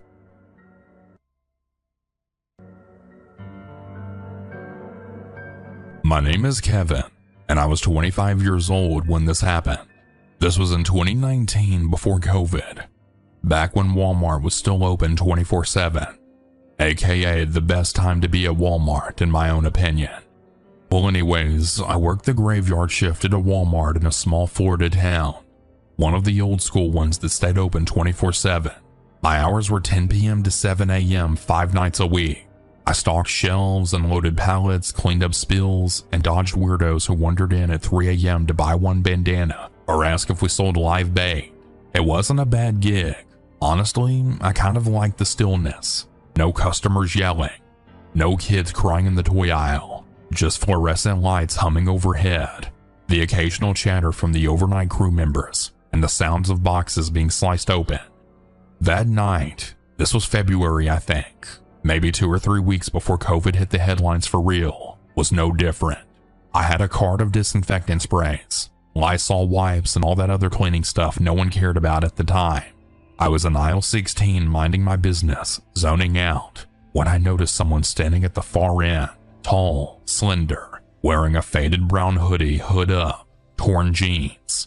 Could have been any dude just killing time, but he wasn't moving, not browsing, not touching anything. Just standing there, staring at the shelves like he was lost in thought, or worse, like he was waiting. I gave the usual line, "You find everything all right, man?" He turned towards me, and that's when I got the first hit of something off. His eyes looked blank, not tired, not high, just empty, like there was nothing behind them. He didn't say a word, just slowly shook his head no. One small movement. Then he turned back toward the shelves. I let it go. You see weird people working nights. Rule of thumb, don't push. I moved a few aisles over to the cleaning tools. Mops, buckets, brooms, you get the point. 10 minutes in, I feel it again. That prickly sensation like I'm being watched. I look up. There he is again. This time he's at the opposite end of the aisle. Same posture. Hands in his hoodie pocket, head tilted just slightly, not close enough to be in my space, but definitely close enough to keep tabs on me. "Hey there, need any help?" I ask again, louder now. Another head shake. Nope, still no words. I'm starting to get annoyed now, but also uneasy. People who want trouble usually make a scene. This guy wasn't doing that. He was lingering, existing, but in a way that felt deliberate. I leave the aisle, push my cart toward the back. I'm halfway to the break room when I glance behind me. He's not there. Good. Maybe he was just a quiet guy with poor social skills. But you know that feeling when your brain tells you something's off? That gut instinct? Mine just wouldn't shut up. A half hour passes. I'm back in aisle 5 now, working through a fresh cart of paper towels. I'm talking with Mike, another overnight guy, when I see the man yet again. This time he's not even pretending to shop.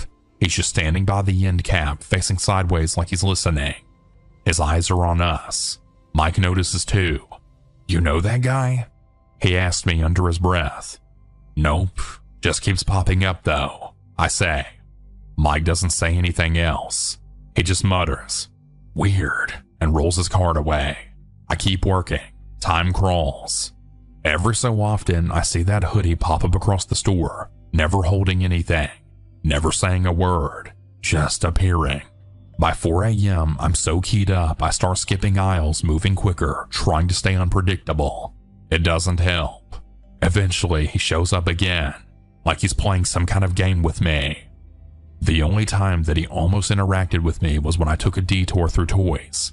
I caught him watching me from the bike section, just standing behind a Spider-Man helmet on display. We locked eyes for maybe 3 seconds. My stomach dropped. Still nothing. No words. Just that long, frozen stare. At 6:30 a.m., daylight started to push through the tinted front doors. A few early shoppers then trickled in, mostly seniors, people grabbing prescriptions or getting a jump on groceries.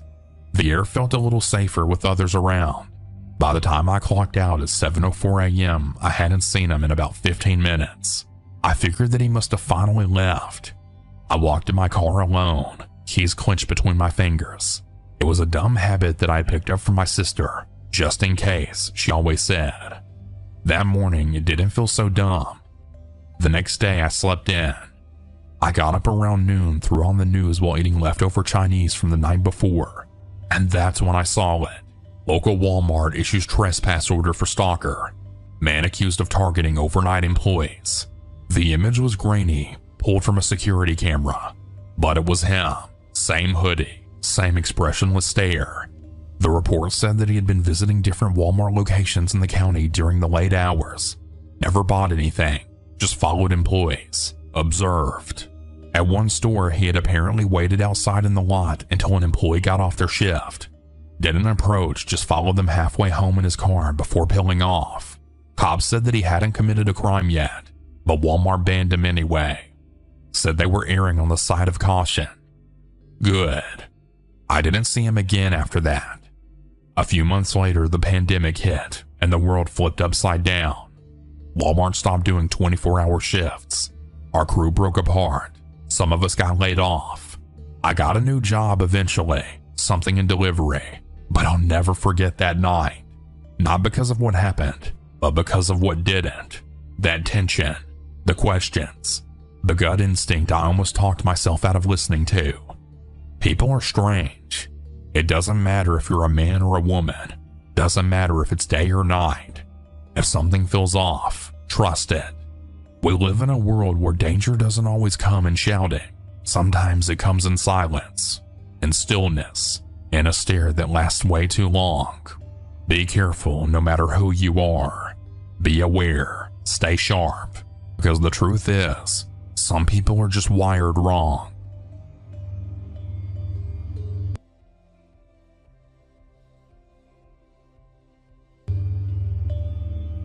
Hey everyone. So the story I'm about to tell is actually still going on. Apologies in advance for how long this ended up being. It's just so crazy and I didn't want to leave out any of the details. I'm a 23-year-old female and I work in a department store at the jewelry counter. I've experienced a fair share of creeps while working there, but this guy really takes the cake. About 4 weeks ago, a guy kinda short and stocky who looks to be in his mid-30s comes up to the counter, and my coworker approaches him asking him what he can help him with. The guy's staring over at me and then says, "Well, actually, she always helps me when I shop here, so I would like to be helped by her if that's okay." I looked over at him and I didn't recognize this man at all, but I help so many people per day that I figured that maybe I have, but I just forgot. So I go over to him and ask him what he needs help with. He tells me that he wants to propose to his girlfriend and wants to look at engagement rings. I take him over to our ring section and begin to show him our engagement ring styles. I ask him questions to see what he's looking for, and it seems like he has no idea, which is not uncommon. A lot of guys don't know jewelry and it can be pretty intimidating. So I do my best to try and help him and find something she'll like. The whole time I'm trying to help him, I noticed that he kept staring at me. Like instead of looking down into the showcase to see the rings, he would just stare at me. I would have to say things like, "See these diamonds on the side?" just to get him to look down. I was starting to feel a little uncomfortable, but I tried to ignore it. Literally an hour goes by of me trying to help him find a ring, and no progress at all has been made. When I ask him what kind of styles he thinks that she would like from the ones we've looked at, he just says he doesn't know. When I asked if she wants white or yellow gold, he doesn't know. When I ask what her ring size is, he doesn't know. Then, as I'm trying to help him, he started going off topic and he was telling me about some band that he's trying to get to perform at a party he's having, and he was asking if I had ever heard of this band. I say no and try to divert the attention back to the rings, and then he starts saying, "Well, money's really tight right now. Will you have better deals next week if I come back then?" I tell him that I'm not sure because our profile for next week hasn't come out yet, but that he can check back with us. He then does a 180 and pulls out his wallet with the biggest wad of cash in it and starts counting it, and then says, "Well, actually, money's not a problem," while staring at me. Then he starts going on about how he doesn't even know if he should buy a ring because he's scared she's not going to like it and he'll be so embarrassed. At this point, I'm getting really tired of helping him. It's over an hour, so basically I just said, "Sir, I would suggest browsing rings with your girlfriend. That way you'll get a feel of what she likes." He agrees and then finally leaves. I told my coworkers about how weird that whole situation was, especially him staring at me so much. They agreed, and eventually I continued working and forgot about it. A week later, the same guy comes back in. He asked for me, so I went over to him and said, "Have you finally decided on a style?" He says no and asks to see the selection of rings again. So we go back over and I start to show him. But again, he's constantly staring at me instead of looking down at the rings. And the stare was creepy. He always had a weird smile on his face while he would stare. I literally had to tell him to look down at the rings, otherwise he would just continue to stare at me. Also, this time he's now asking me more personal questions. He told me he's Hispanic, and he asked if I was too since I looked like it. I said no, and then he asked what I was. I'm Middle Eastern, so I told him, but I tried diverting the conversation back to the rings. Instead, he started going on about how he had a friend who was also Middle Eastern and was telling me stories about that. Then he started asking me how old I was and how long I've been working in jewelry for, and if I liked it. I vaguely answered his questions and then immediately went back to trying to discuss the rings. Again, he continued to stare at me and not look at anything I was showing him. At this point, it was pretty clear he had no intention of buying a ring and just wanted to talk to me. I told him once again to come back when he had a better idea of what his girlfriend would like. He finally left. 20 minutes later, I saw him walk back over to the counter. But thankfully, I got tied up helping a customer for a while, so eventually he left. A week later goes by, and you guessed it, he's back. This time I was over in the costume jewelry section cleaning up, and the guy came up to the counter and asked for me. My coworker told him I was busy, but that she could help him. She knew that I was starting to get very creeped out by him.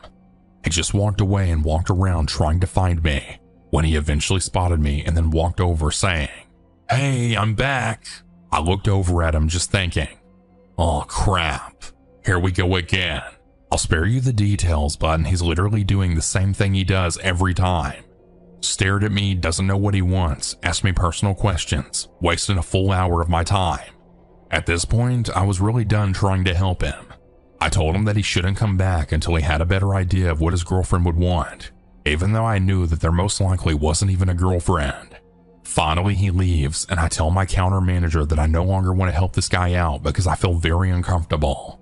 Even two of my coworkers saw how much he kept staring at me, and said while he was doing so, he had a creepy smile on his face and wouldn't look anywhere but at me, even though I'm trying to get him to look down at the rings.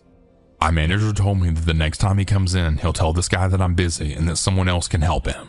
Another week goes by from the last time I saw him. This happened 4 days ago, and here he comes. I was actually over in the watch section helping a lady resize her watch, when all of a sudden my manager comes power walking over to me and said he tried telling the guy I was busy and that he would help him, but the guy refused and just said he would wait. I look up from what I'm doing and I see the guy a few feet away by the watch counter waiting for me. He then says, "Hey there, I'm back, and this time I want to look at gold chains for myself."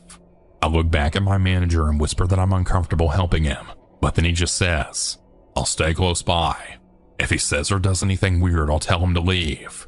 So I finish what I'm doing and go over to the jewelry. The guy follows and I show him our gold chains. He sees one that he likes and he asks to try it on. I say sure, take it out of the case and hand it to him, and then bring over a mirror. I literally see him put it on, clasp it, and then take it back off and ask if I can put it on him. I obviously didn't want to, but it was awkward, so I just said okay. He puts his head down and comes closer into the counter, facing towards me. I quickly put it on and he looks at himself in the mirror, and then starts staring back at me and asks if I like it. At this point, I'm really short with him and just say, "Mm-hmm." He then puts his head back down and says, "Take it off." So I do. He does this with 4 other chains. We actually had no sale going on, so I figured this would be a good reason to get him to leave. I tell him, "I remember you said you only like buying jewelry when we have deals going on.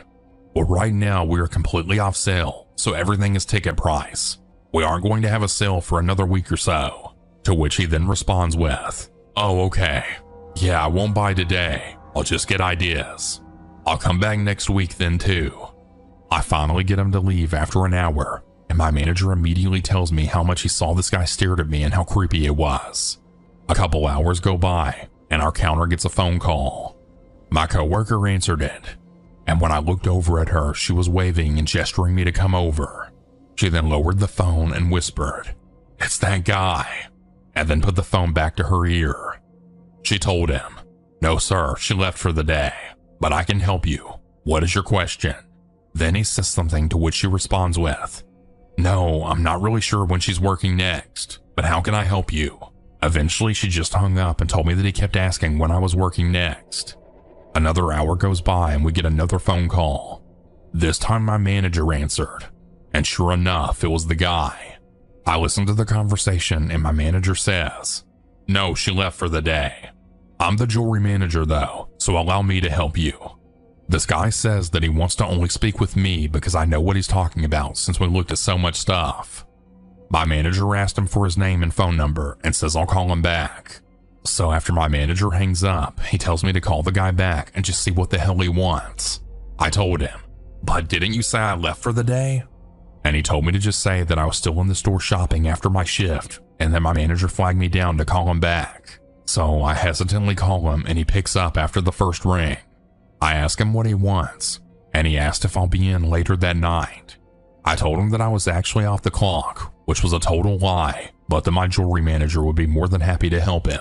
He then says, "Well, I live far, and if I come in, I would like to be when you are there. Are you there tomorrow?" I didn't answer this question and again reiterated that my manager could help. I then told him, "But remember earlier when you were here I said there was no sale? Why don't you wait for a sale?" And his answer didn't make any sense. He just kept saying that he wanted to come back in. Eventually I hung up and I told my manager about the call. He said that he believes this is the same guy who called 3 months ago asking about me. So let me rewind. 3 months ago, on my day off, my coworker and manager told me about 2 weird phone calls that they received regarding me. They said the first call they got, my coworker answered, and the guy on the other end asked if I was there, saying, "Is Jessica still there? I think that's her name. She's the tall, really pretty girl, right?" When my coworker said I wasn't there, he asked if he could get my entire schedule for the whole week. My coworker told him that we don't give that out, and then the guy said, "Well, can I get her number?" My coworker just hung up and thought it was someone pulling a prank. Then 10 minutes later, the same guy called back, and this time my manager answered. The guy basically asked the same thing, if he could get my number or work schedule so he could come back in when I'm there. When my manager asked what he needed help with, the guy didn't elaborate, and he just said he wanted to speak with me. My manager and I both think that those calls from 3 months ago are all linked to this same guy, since my manager and coworker both agreed that he sounded the same. My manager said that this is getting ridiculous and that I should call the local police department to report his creepy behavior.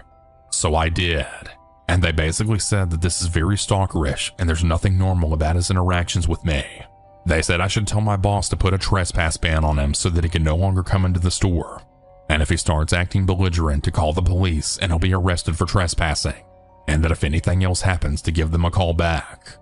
The next day I told HR about this since the store manager was off, and they took notes and said they're going to open an HR case and see about the ban.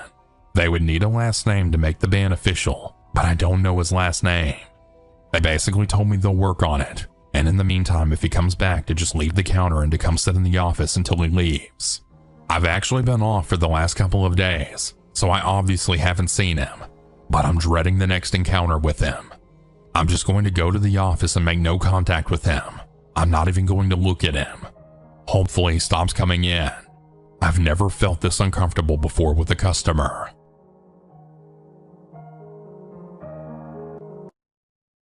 Between 8th to 10th grade, I was deeply involved in a small Minecraft building server. The average age of the players was probably 15 to 17 years old, and we Skyped almost every day for hours.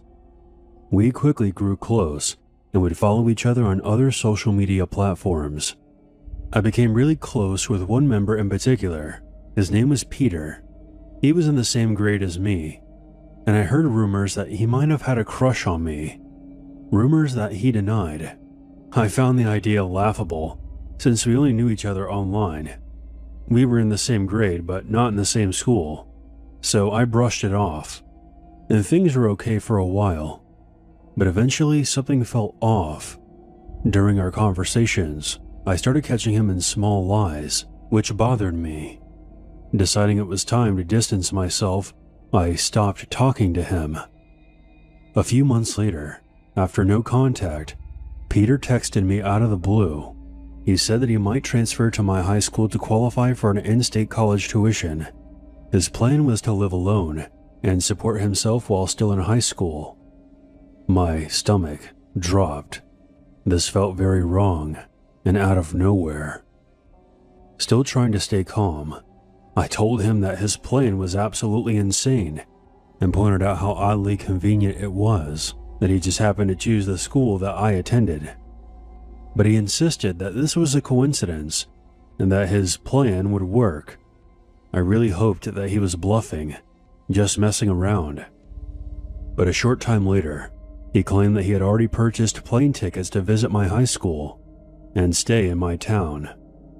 Fear washed over me as I realized that Peter was serious and had an unhealthy attachment to me. He wasn't bluffing.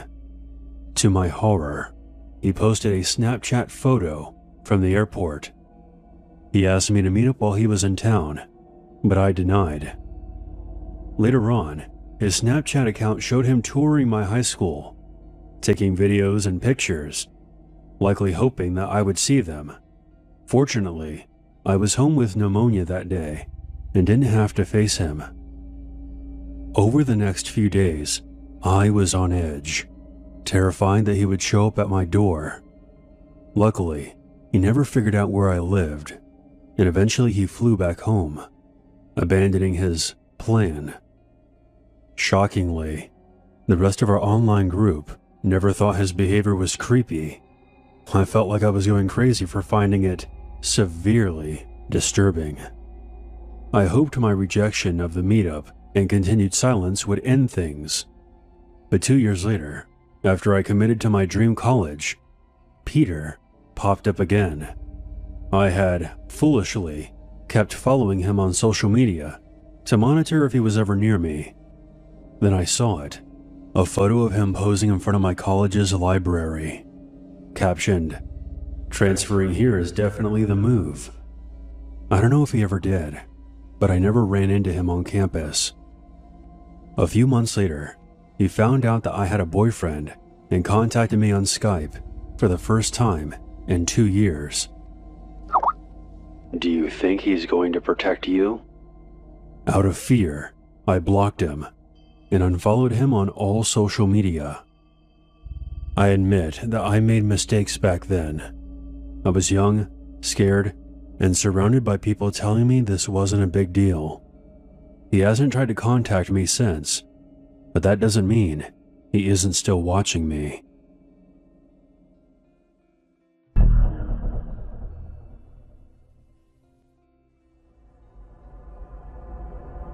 Over the weekend, I checked my Skype account for the first time in months. I had a contact request from the username Young Love Money. Curious, I added them to see more of their info. It didn't reveal much. Later that day, the account tried calling me. I didn't answer. I had zero desire to speak to someone I didn't know. Then the rogue account sent 5 messages. "Hey, how are you? You there? What's up? Hello?" Another call came through, then another, and another. The account kept changing its username as well. The calls came every 5 minutes or so. Soon, the messages turned angry and sexual. "What the fuck? How come you're not answering? I can't stop thinking about how I'm gonna fuck you. I want you to see what it looks like." There was more, but you get the idea. I blocked the user, but the calls and messages persisted from other accounts. I just ended up logging off my computer. My boyfriend was coming over that night, and I would deal with this later. Later on, my boyfriend and I went to my father's house to watch a football game with him and some other family members. He and my mother had split up some time ago.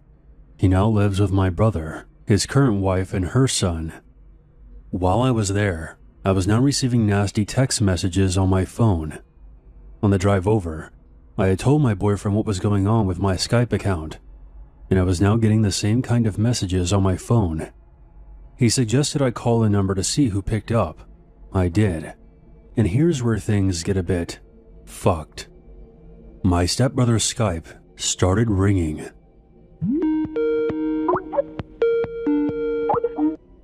The mobile app has a distinct tone, so I knew right then and there he had been the culprit all along.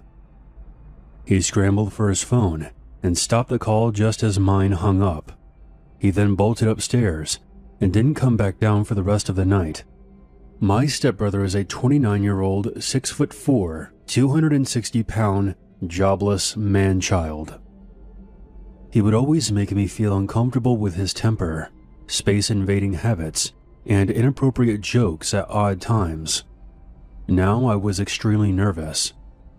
I didn't want to tell my dad though, for fear of putting his marriage under strain.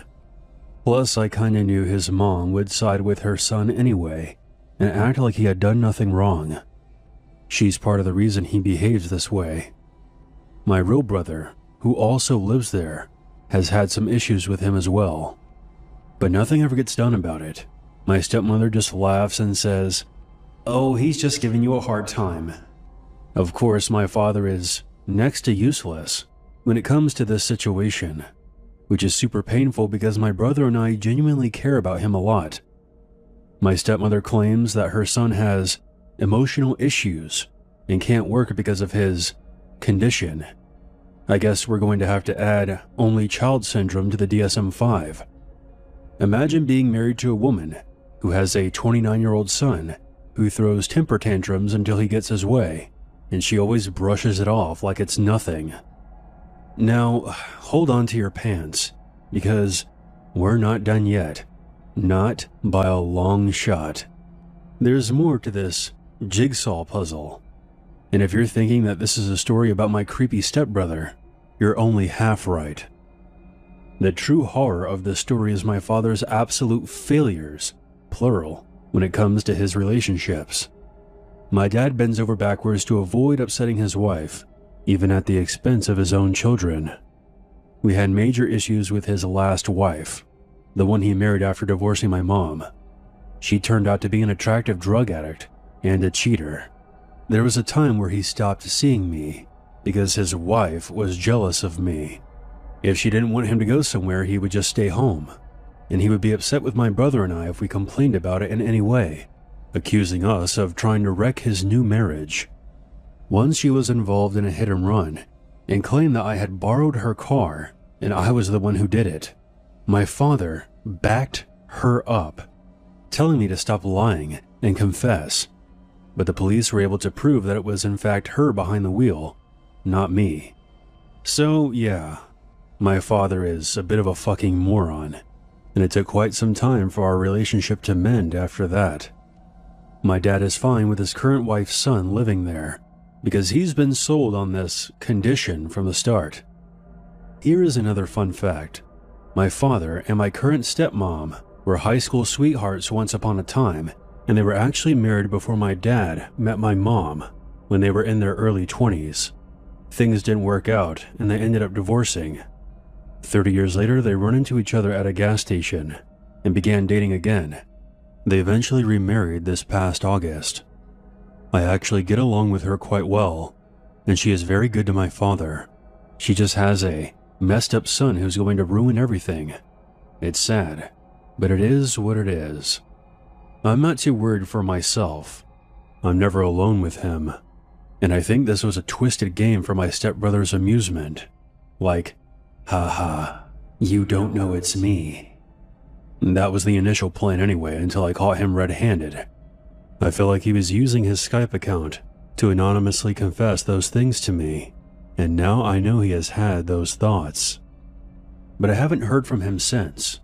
Now whenever I visit my dad, he stays upstairs, never coming down. The holidays are going to be very awkward for us though. I don't want to exchange gifts or even be near my stepbrother at all. I've always found him creepy, but this was a whole new level of insanity.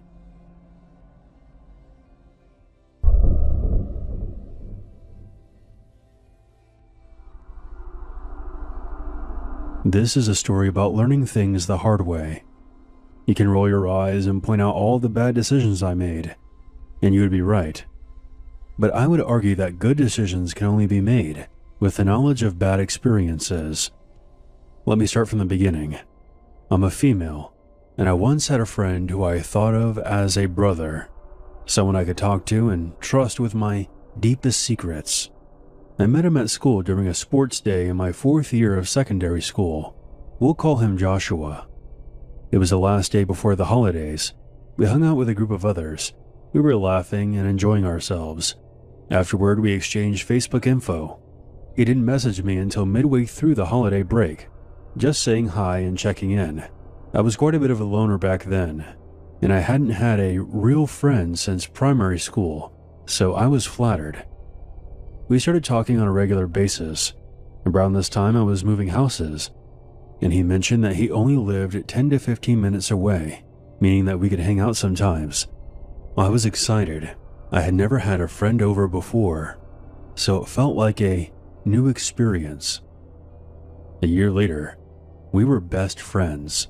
We discovered our mutual interests, walked around town, went to movies, swam, shared secrets. We did everything. But this is where things take a turn for the worse. He wanted this to be something more, but I just didn't have those feelings for Josh.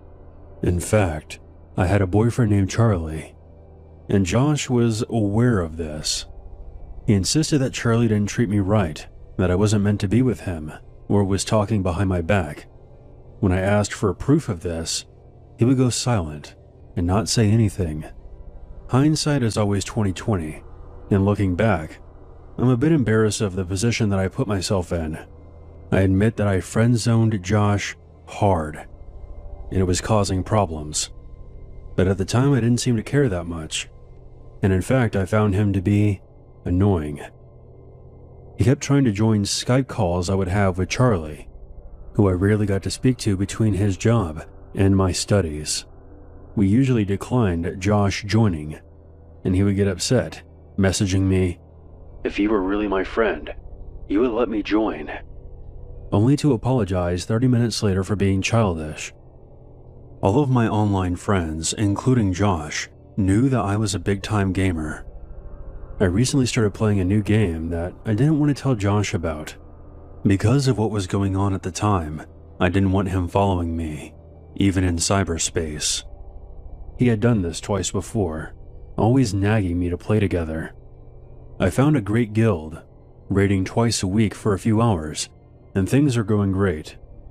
A week later, Josh found out through a mutual friend, signed up, and joined my guild. I knew it was him. He always used the same username. Apparently he was trash-talking me behind my back, harassing female members, and just generally annoying everyone. He thought everything he said was hilarious. Every other sentence was a bad reference. He would disrupt our raids by joining our voice channel and blasting loud music. He was eventually booted. Frankly, he got what he deserved. After he had been bad-mouthing me behind my back and deciding enough was enough, I called him on Skype and ended our friendship. He didn't take it well. He cursed me out, threatened to leak all my secrets to my friends, and said that he would ruin my life. I hung up, blocked him, and thanked God that he was gone. Or so I thought. I had forgotten that he knew where I lived. I've been avoiding him for a month, prioritizing time with my guild, and just not wanting to deal with him. 3 weeks after cutting him off, I noticed something disturbing. I'm a diagnosed insomniac, and sometimes I gaze at the street lamps outside. That's when I saw Josh standing under the street lamp closest to my house. My room has a balcony outside the window. It's easy to climb, with its ledges and pipes. I've even snuck down that way before. I usually kept my window open because my room is so warm at night. At the time, I didn't have a fan, and the AC unit was broken, but that week had been freezing, so the window was closed.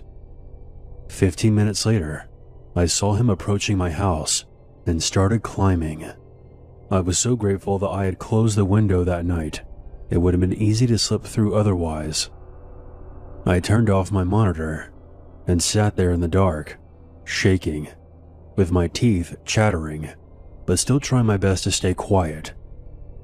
I couldn't leave my room. The creak of the floorboards would have gave me away, and he could easily hear me from the balcony. I could not scream for help either. My mom was out drinking, and my younger sister was at my grandparents' house. I was alone, and watched in terror as he approached the window. He tried opening the window, but it wouldn't budge from the outside. So he just sat there, staring into my bedroom. It became a waiting game. Minutes felt like hours. I had this awful feeling that if I made any noise, he would leap up and smash his way through. Around 5 a.m., my mom's car pulled into the driveway. Relief washed over me. She actually saw Josh and began yelling at him. I heard him scrambling back down the pipes. She initially thought that I had invited him over, but when I explained to her what was going on, she hugged me and said that she was glad I was okay. We called the police, but they said they couldn't do anything since he hadn't assaulted me. It's been a year and a half now. I haven't seen or heard from Joshua since. He just simply vanished. Maybe that's for the best. Wherever you are, Joshua, I hope you got some help and moved on, because you came extremely close to going down a very dark path.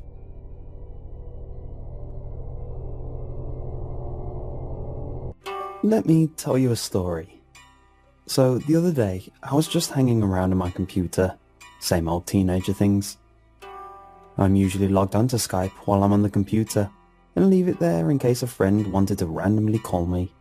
So it didn't surprise me all too much when I got a sudden Skype call as I was browsing Facebook. What did surprise me though, was that I couldn't see who it was that was calling me. There was no name. There was just a blank space where there was usually a username to tell me who was trying to contact me. I figured it was just one of my friends playing a prank on me, so I just said the hell with it and accepted the call. There wasn't anybody there. It was completely black, so I hollered a hello. No response.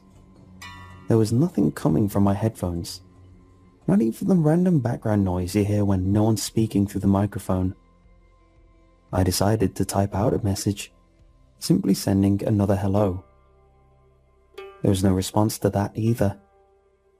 I decided I would just leave it, but for some reason I opened up another window instead of ending the call. Just as I opened up Facebook again, I got a Skype message back. "Don't back away from me."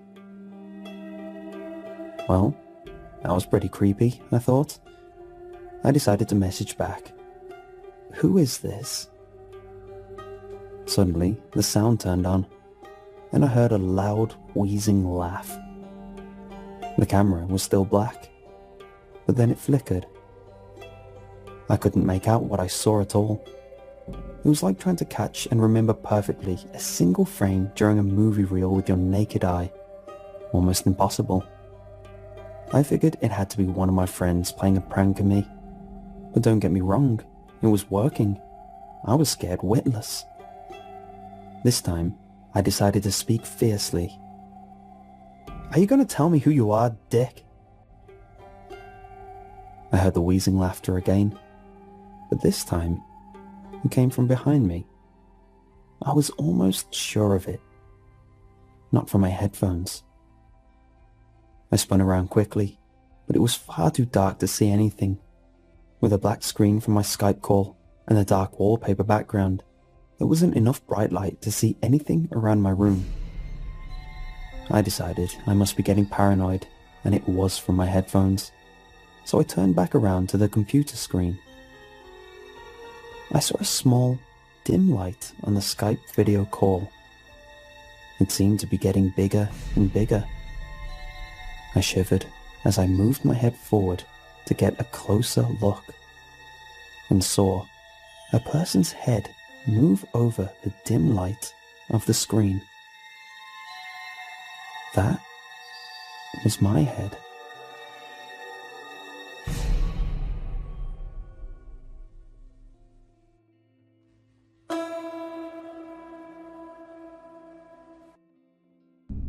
In early 2004, I worked as a pizza delivery driver in a small town of New Jersey. We were known to be the best pizza in town and relatively new, so the store got a lot of orders from locals. Hell, we even got orders outside of our delivery radius. We were that popular. Anyway, it was a Wednesday night if I remember correctly, and we hadn't received many orders due to it being a weeknight. When business was slow, my boss would allow us to go on the computer in the back room if we had nothing to do. Mind you, this was 2004, so the computer in the back room was really the only form of entertainment we had. At some point, I had been online playing on one of those internet browser games when the store got a call. On the other end was an elderly man asking for a medium pie. It was only 15 minutes away, and it wasn't a busy night, so I had no problem doing that drive. Now, let's fast forward to when I was on the road. I had decided to take a shortcut through some smaller back roads that I had never taken before. According to my GPS, the back roads would get me to my destination about 5 minutes before, so I couldn't go wrong with that. I remember taking a right and made my way onto the road that would lead me to where I needed to go. There were trees on both sides of this road, and you couldn't see anything more than 4 feet in front of you. I'll admit, it was a bit spooky navigating through this road, but I had dismissed it as me being paranoid due to the eerie nature of it. Suddenly, about 2 to 3 minutes later, my headlights catch someone crawling onto the road soaking wet. I yell out an "oh shit" and swerve around this person, making sure to not hit them. When I look in my rearview mirror, I see this person stand up and just stare down as I drive by. After getting a decent look, I came to the realization that it was a woman drenched in water. There was a river right next to this road, so I could only assume she had gotten out from there and onto the road seeking help. But her appearance and the way she crawled out from the trees was so abnormal and definitely had me shaken up. I made it to the customer's house and was given a $10 tip for my service. On the way back, I had taken the same route hoping to find the woman, but never did. This was ultimately the creepiest thing I've ever encountered in my years of delivering food, and nothing ever became of that woman.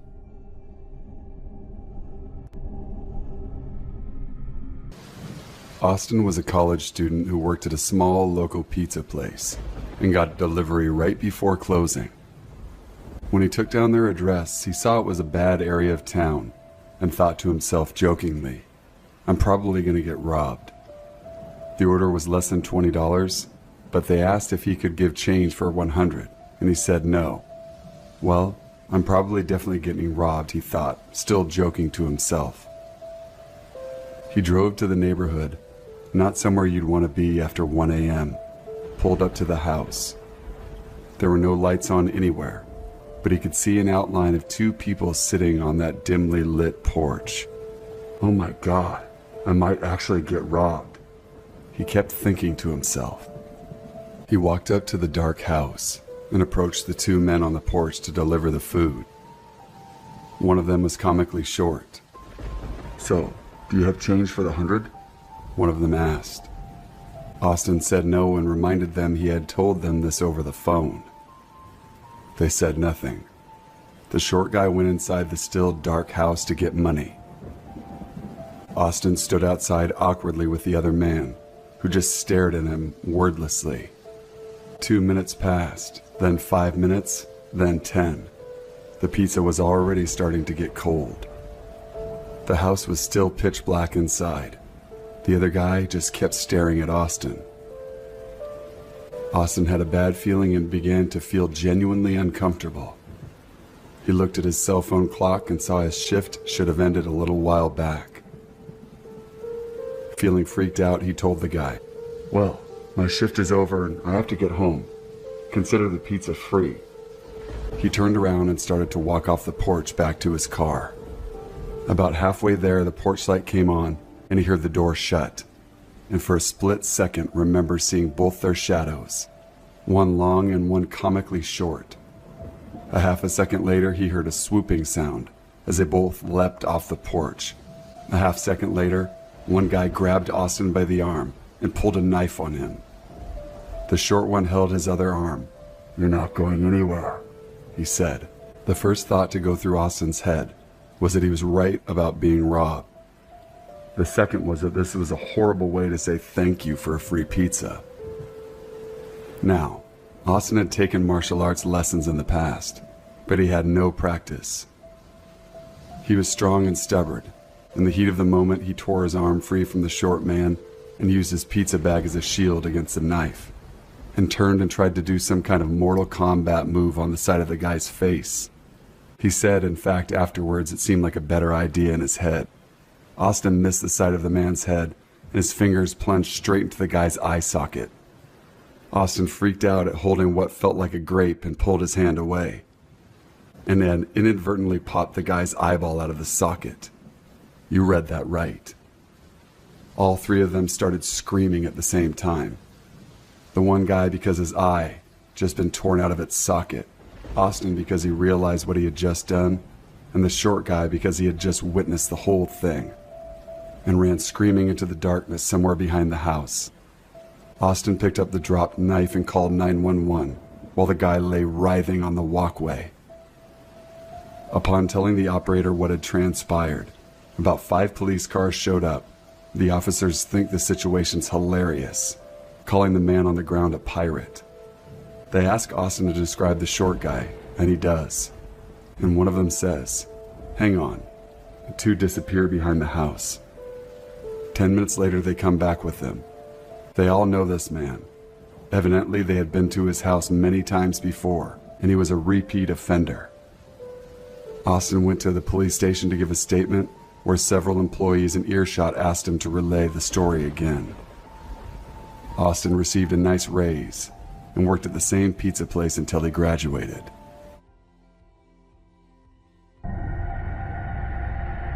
I work full-time as a pizza delivery driver for a relatively popular pizza chain. I've done this for almost a year now, as I'm putting what money I made to pay for college. Don't ask me how I can manage both my job and school at the same time because, to tell you the truth, I have no idea. I would work mostly during the week, so I would constantly be doing deliveries left and right. Also, I live in Savannah, Georgia, so I'd pretty much be doing it every second. I had just returned to the restaurant after a good 3 hours of doing deliveries, only to get another one. Thankfully, it wasn't too far of a drive, and it was only 1 pie, so I felt relieved I didn't have to do much. I bring the pizza to the car and input the address into my phone. Out of curiosity, I copy and paste the address into Google Earth just to see what the house was like. For whatever reason, I've always had the habit of doing this, even if it felt stalkerish. The house was this older, rundown 2-storied mansion made of red brick. An absolute dream of a house if it had been maintained better. Right away, I started to get excited as wealthier people tend to tip more than most. I was at the house within about 10 minutes with the pizza still hot so the customer would be satisfied. Let me tell you, you don't understand how many people would complain if their pizza came even slightly cold. I walk up to the house and ring the doorbell, and that's when I hear slow footsteps coming to the door and then stopping. "Delivery for Dan?" I yelled out. There was silence for a good minute, however, I knew someone was behind the door, so they could definitely hear me. Mind you, it's about 40 degrees outside, so the longer I waited, the colder the pizza got. Finally, I heard the door unlock and was greeted to an older woman staring at me. For a second, I thought I had the wrong house, as the person who placed the order was a man. Out of nowhere, she begins to speak, saying that Dan was her son and that he had just left the house and that he'd be back. In the meantime, she had invited me inside, where it was a lot warmer. As much as it felt wrong, it was getting colder by the minute, and I actually accepted. I step inside and realized that it wasn't as warm as she said it was. Maybe a little warm, but definitely not by a landslide. She had offered me something to eat while I waited, but our policy states that we couldn't accept food from customers. I waited in that house, still freezing my ass off for a good 10 minutes before telling her that I'd just leave the pizza here. She gave me a nod and watched me as I proceeded to open the front door. The second I did, I heard the most blood-curdling shriek coming from upstairs that echoed across the house. I look upstairs into the pitch-black darkness and then back at the woman, who then said something that made my blood run cold. I think it's time for you to leave, hon. However, her sentence is not what scared me the most. It was her tone, the way she said it, almost as if it was a warning to leave now. You bet your life I was out of that house in seconds, not caring about any sort of tip or pay at this point. Fear is not enough to describe what I felt. You had to be there to hear what I heard. It didn't even sound human. I basically floored it down the road, not looking back, while calling my manager about it. I could tell he was in a bitchy mood and just told me to keep delivering orders and not to worry about it. As much as I wanted to call the police, I felt that I could have lost my job had I done so. The rest of my day went by as usual, with only one complaint about the incorrect toppings. Other than that, I made a bag with tips at the end of the day. This was about a week ago, and I still have no idea what made that screaming noise upstairs. I'd like to think that it was some sort of sick joke that was being played, but maybe that's because I'd rather not think of the alternative.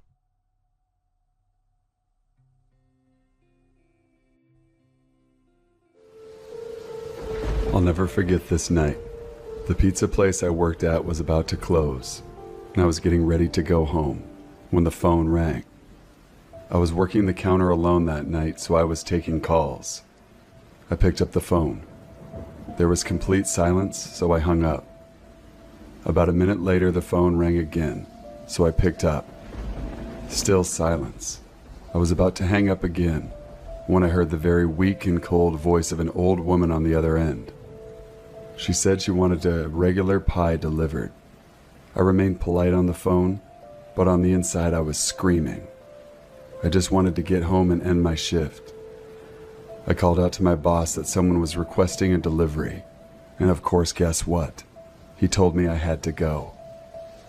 I was upset at first, but I realized it was another tip, and the old ones usually tip the most, so I decided to go through with it.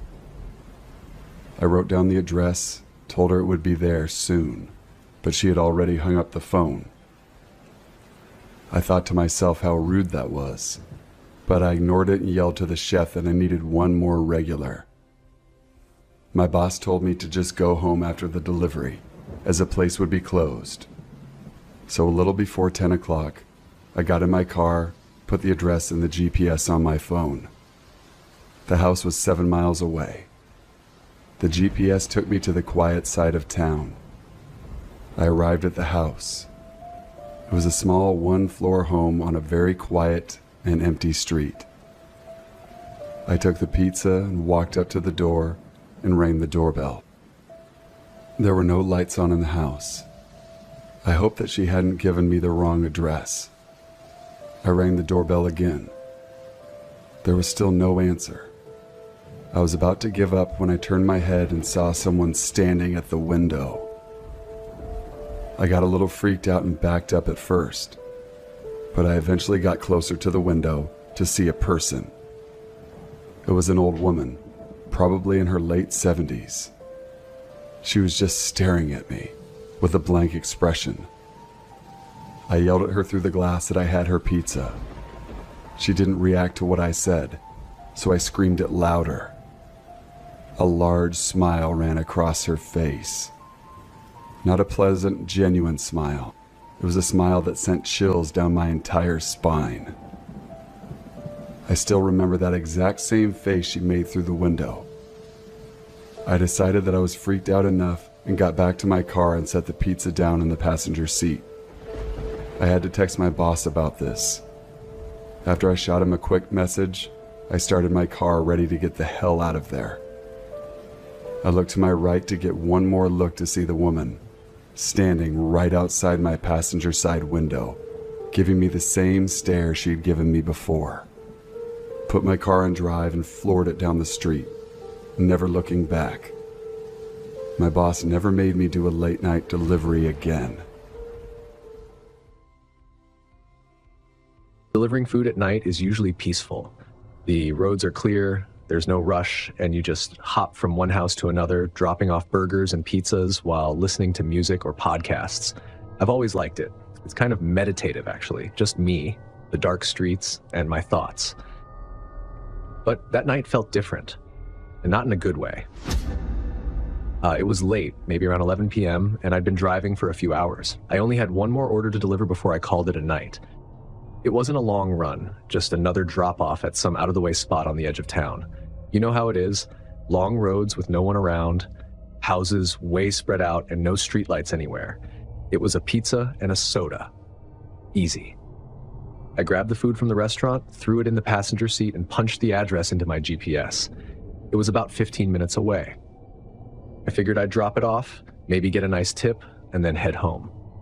I started driving, the streets quickly getting quieter as I left the busier parts of town behind. It was one of those clear nights, the sky pitch black except for a few stars. All I could hear was my engine humming and the trees rustling when the wind kicked up. The further I drove, the emptier the roads became, with houses becoming more spaced out until they pretty much disappeared entirely. Normally, this wouldn't bother me. I like the isolation at night, but something about this particular drive felt off. I was maybe 5 minutes into the drive when I noticed a car behind me. It wasn't tailgating or anything. It was keeping a fair distance, but I could see the headlights in my rearview mirror, and for some reason, that bugged me. I looked at the road ahead, empty, and then back at the car. It was strange seeing another vehicle out here this late. I tried to shake it off. Plenty of people drive late at night. Maybe they were headed in the same direction. Shouldn't be a problem, right? I kept driving, the car still behind me, always at the same distance. It wasn't close enough to feel like it was tailing me, but it wasn't far enough to feel like a coincidence either. I figured maybe they'd pass me eventually. But they didn't. They just stayed there, like a shadow, always a few car lengths behind. I looked at the GPS, 10 minutes to go. I could handle 10 more minutes of this. As the minutes ticked by, I started to feel the tension creeping in. That car was still behind me, keeping pace no matter how fast or slow I went. I tried to rationalize it again. Maybe they lived out here too. Maybe they were just headed home, just like me. But something about it wasn't sitting right. I made a turn onto a smaller road, about the kind with only one lane in each direction and barely any shoulder to pull over on. The road twisted and turned, dipping into small valleys and rising back up again, with thick woods on either side. The kind of road where it feels like you're the only person for miles. Except I wasn't alone. The headlights were still there, still following, as steady as ever. I got that gut feeling, the one that screams something's off, even if you can't figure out why. I checked the GPS again. 5 minutes left, just 5 more minutes. I took another turn, this time onto a road that was barely lit. The trees on either side closing in like a tunnel. The car behind me took the turn too. Now I couldn't shake it anymore. There was no way they were just casually going in the same direction. I wasn't even sure this road led to anywhere else. I sped up, trying to put some distance between us, but the car sped up too. That was it. No more rationalizing. I was being followed. My heart was racing. What the hell did they want? Were they trying to rob me? Was it some psycho messing with me? I knew I had to do something. I couldn't just keep driving and hope they'd lose interest. I wasn't going to lead them to the customer's house either. No way. So I made a split-second decision. Up ahead, I saw a small dirt road branching off the main one. I didn't know where it led, but it didn't matter. I turned the wheel hard, veering onto the dirt road without thinking. The tires skidded on the gravel, kicking up dust as I sped down the narrow path, the headlights behind me disappearing for a second as I rounded the bend. I checked the rearview mirror. Nothing. For a brief moment, I thought I'd lost them. But then, just as quickly as they'd vanished, the headlights appeared again, bouncing over the uneven terrain as the car turned onto the same dirt road. I let out a low curse. This wasn't going to be easy. The dirt road twisted and turned, narrowing even more as I drove deeper into the woods. I didn't know where I was going, but I couldn't stop. The other car was getting closer, the headlights growing brighter in the rearview mirror. They were catching up. I tried to stay calm, keep my focus on the road ahead, but the fear was clawing its way up, making it harder to think straight. I could hear the tires crunching over the gravel, the branches scraping against the side of my car as I sped past. The road ahead split into two paths. I had no idea where either of them went, but I didn't have time to think. I took the left path, hoping it would lead somewhere, anywhere, that would get me out of this mess. The car behind me took the right path. For a second, I didn't understand what had just happened. Why hadn't they followed me? Why had they taken the other path? But then, it hit me. They didn't need to follow me. They knew these roads better than I did. They were cutting me off. The moment I realized what was happening, my heart was beating out of my chest. They were going to loop around and block me off. I slammed on the gas, pushing my car to its limit as I tore down the winding dirt road, the trees blurring past me. I had to get out of here.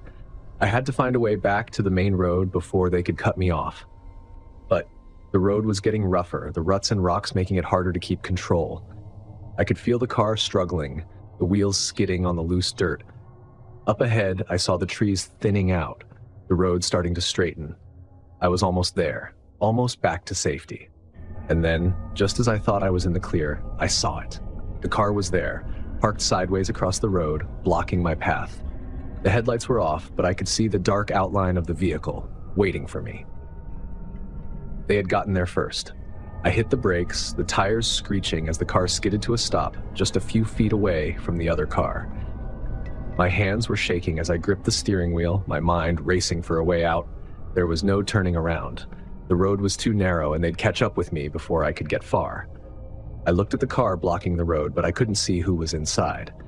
The windows were tinted and the headlights were still off. It was just sitting there, silent, waiting. And then the driver's side door opened. I threw the car into reverse and hit the gas, backing up as fast as I could without losing control. The car in front of me didn't move, but I could feel the tension, like something was about to snap. I didn't care where I was going anymore. I just needed to get away. The dirt road was bumpy, my car jolting with every turn, but I kept going, not daring to look back. I could hear the engine of the other car revving behind me, but I didn't stop. Finally, after what felt like forever, I saw the main road ahead. The trees opened up, the dirt road giving way to asphalt. I sped onto the road without looking, my tires screeching as I merged back onto the highway. I didn't stop until I was miles away, the darkness of the woods far behind me. I never found out who was in that car or why they were following me. Maybe they were just messing with me, trying to scare me. Or maybe it was something worse. All I know is that I didn't want to find out. I kept driving, not stopping until I was back in town, the lights of the city making me feel a little safer. But even now, whenever I drive down those dark, empty roads at night, I keep checking the rearview mirror, waiting for those damn headlights to appear again. Because out there in the dark, you never know who's following you, or why. This story takes place in St. Louis during the summer of 2016. There was this weird clown fiasco going on in America back then. There were random sightings of people dressed as clowns and holding knives, most of them being just for scares. However, when a trend like this happens, it can and will bring out people who are truly disturbed. The details are a bit foggy for me. Not only did this happen some time ago, but I still have trauma from this event. That night, my friend Max and I wanted to go urban exploring at the site of an abandoned cement factory just north of the city. Max was 160 pounds, about 5'10", and I'm a 5'5" female and was around 140 pounds at the time. This particular area in St. Louis is called Cement Land. Think of it as an incomplete adult playground, made from the remains of the factory. The creator died halfway through its construction, leaving the place only half built. It now sits crumbling and abandoned. Cement Land is incredibly easy to access, and once you're inside, it is a huge place full of twists, turns, and multiple structures to explore. Truly a dream come true for a person like me. This night was not my first rodeo. However, This would be the last time I was there. I remember climbing the ladder to one of the tallest buildings on site. Max had gone up first. The ladder led to different levels until you got to the top.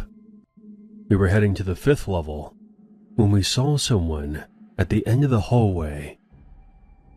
This person was very large, extremely tall, wearing a frowning clown mask, and held what looked like a plank of wood in his hand. Max was the first to see him. He started calling out to him, thinking it was a prank. "Hey buddy, nice costume. You know Halloween isn't for like 3 more months, right?" Max started throwing clumps of dirt in his direction and laughing like a moron.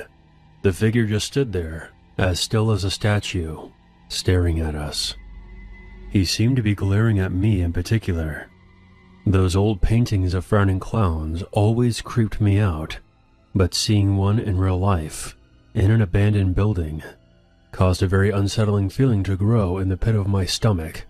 After a few minutes of the figure just staring at us, I could tell that even Max was starting to get concerned. "I don't have a good feeling about this. Let's just get the hell out of here, Max." "Yeah, me either. Let's go." We turned away and made it about halfway back down the hallway when we heard someone say in the deepest voice I've ever heard, "Where do you think you're going, sweetheart?" We looked back to see the figure now sprinting directly towards us. We ran as fast as we could to the ladder. Max made it there first, practically jumping down to the next floor. As I began quickly making my way down the ladder, I felt a hand grab the back of my head, then started pulling. I was able to grab the side of the ladder and pull myself out of the clown's grip, but it cost me some hair in the process. I ended up sliding 3 floors down to the 2nd story. If I hadn't been wearing a pair of Easton batting gloves, there wouldn't have been any skin left on my palms. My landing was rough, and I completely blacked out. My memory gets fuzzy from this point. Not only was my head in a world of pain, but I also felt a shooting pain up my thigh. I do remember stumbling out of the building, with Max practically dragging me. I remember seeing blood running down my leg. I also saw the frowning clown one last time, looking through a window on the 5th floor. That's an image burned into my head, forever. The next thing I know, we're in the car, on the way home. I guess when I jumped off the ladder, I ended up landing on a hefty piece of metal, which left a decent-sized wound in my thigh. If it wasn't for the adrenaline, I probably would have had to wait for an ambulance to get me out of there. I ended up at the hospital with 23 stitches and a big bill to go with it. To this day, I have never returned to Cement Land. Who knows what that man would have done to me if he had caught me alone, or what he would have done to Max if he had tried to fight him. Every time I see that scar on my leg, I'm reminded of the most terrifying night of my life. This is something that happened to me 14 years ago, but still thinking about it now gives me the chills. I used to live in a small town in Missouri with my mother and my stepfather. Our house was a few miles outside of town, along an old state highway. We were pretty isolated out there, other than the occasional passing car or trucks carrying farm equipment. One day, I came home from a morning shift, and I was pretty tired, so I immediately came through the front door and sprawled out on the couch. My parents were going to go into town to visit a family friend, so I just put on a movie and quickly drifted off to sleep. I must have been out for a couple of hours before I was woken up to the sound of the front door creaking open. I figured my parents had returned from their friend's house, so I just laid there silently, hoping to fall back asleep. After a few minutes of silence, I heard an unfamiliar voice say, "Where is everybody?" My eyes shot open, and I looked up to see someone standing over me. I had never seen this man before. He was tall and muscular, wearing a white t-shirt with cut-off sleeves. He was also covered head to toe in blood. I jumped to my feet instantly. I had never been so scared before in my life. Trying to rationalize, I asked, "Are you looking for my parents?" I know it sounds like a stupid question to ask, but I was still a bit disoriented. He stared at me for a moment before asking, "Who are you? Who are you? What the fuck are you doing in my house?" I replied. He stared at me blankly. I thought I was going to be murdered. He kept babbling incoherently and asking where everyone was. I had no idea what he was referring to. After about 5 minutes, I realized that the blood that was all over his clothes and face was his own. I glanced out the living room window, toward the highway. It was then that I began to understand. In the drainage ditch in front of my house was a red pickup truck. I told the man to come with me, and we went outside. Soon after we got near the wrecked truck, another vehicle pulled up. Apparently, the man had been driving drunk and had driven his truck into the ditch. He was intoxicated and had a concussion from the impact. He was so messed up that he thought other people were in the truck with him. Thankfully, he had been alone and stumbled into the nearest house looking for help, which happened to be mine. The driver that pulled up drove the man to the hospital. As far as I know, he was okay. In hindsight, I understand the situation, but in the moment, I saw an unknown man, covered in blood, standing over me. That was absolutely terrifying. It was the winter of 2015. I was a single 31-year-old female with a lifetime of experience doing risky things on my own, without consequence. During this time, I was working at a doctor's office in Branson, Missouri. I had just gotten a new iPhone, and I was excited to try out the time-lapse mode on the camera. On my drive home from work one evening, I decided to stop and capture the sunset over Table Rock Lake. It was a gorgeous evening, and the winter sun would be setting soon. I parked my SUV at a state park parking lot. My vehicle was the only one in sight, but I didn't find that to be alarming. I hopped out and quickly realized how incredibly chilly it was. It was sunny, but it was blistering cold. I opened the back of my vehicle and put on some gloves and a better pair of shoes. I then took off down the trail that led to the edge of the lake.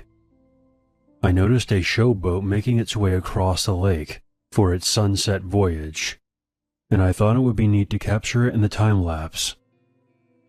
The path down to the water was marked with large rocks on each side. I was in a hurry to get down to the shore and into recording position. I lost my footing and fell down hard. My head rested on a pointy-shaped big rock that I think would have knocked me out had I not managed to literally stop the impact at the moment we collided. My knee and one of my hands was in a lot of pain. It suddenly hit me how stupid this was, because nobody knew where I was, and I nearly incapacitated myself on a vacant trail, in freezing temperatures, within minutes away of being dark. As I sat there, recovering from my fall, I decided I was close enough to shore. I would just film right here, where I fell. I was about to find out that falling down was the least of my worries. "You got a light?" I nearly jumped out of my skin. I turned around, and there he was. Standing about 20 feet behind me was a man. Sorry, I don't smoke."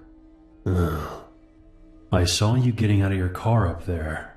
Couldn't help but notice. You're alone." Where had he been? There wasn't a soul in sight when I parked and headed down the trail. This next part you might find hard to believe, because I myself can't grasp that there are people out there like this.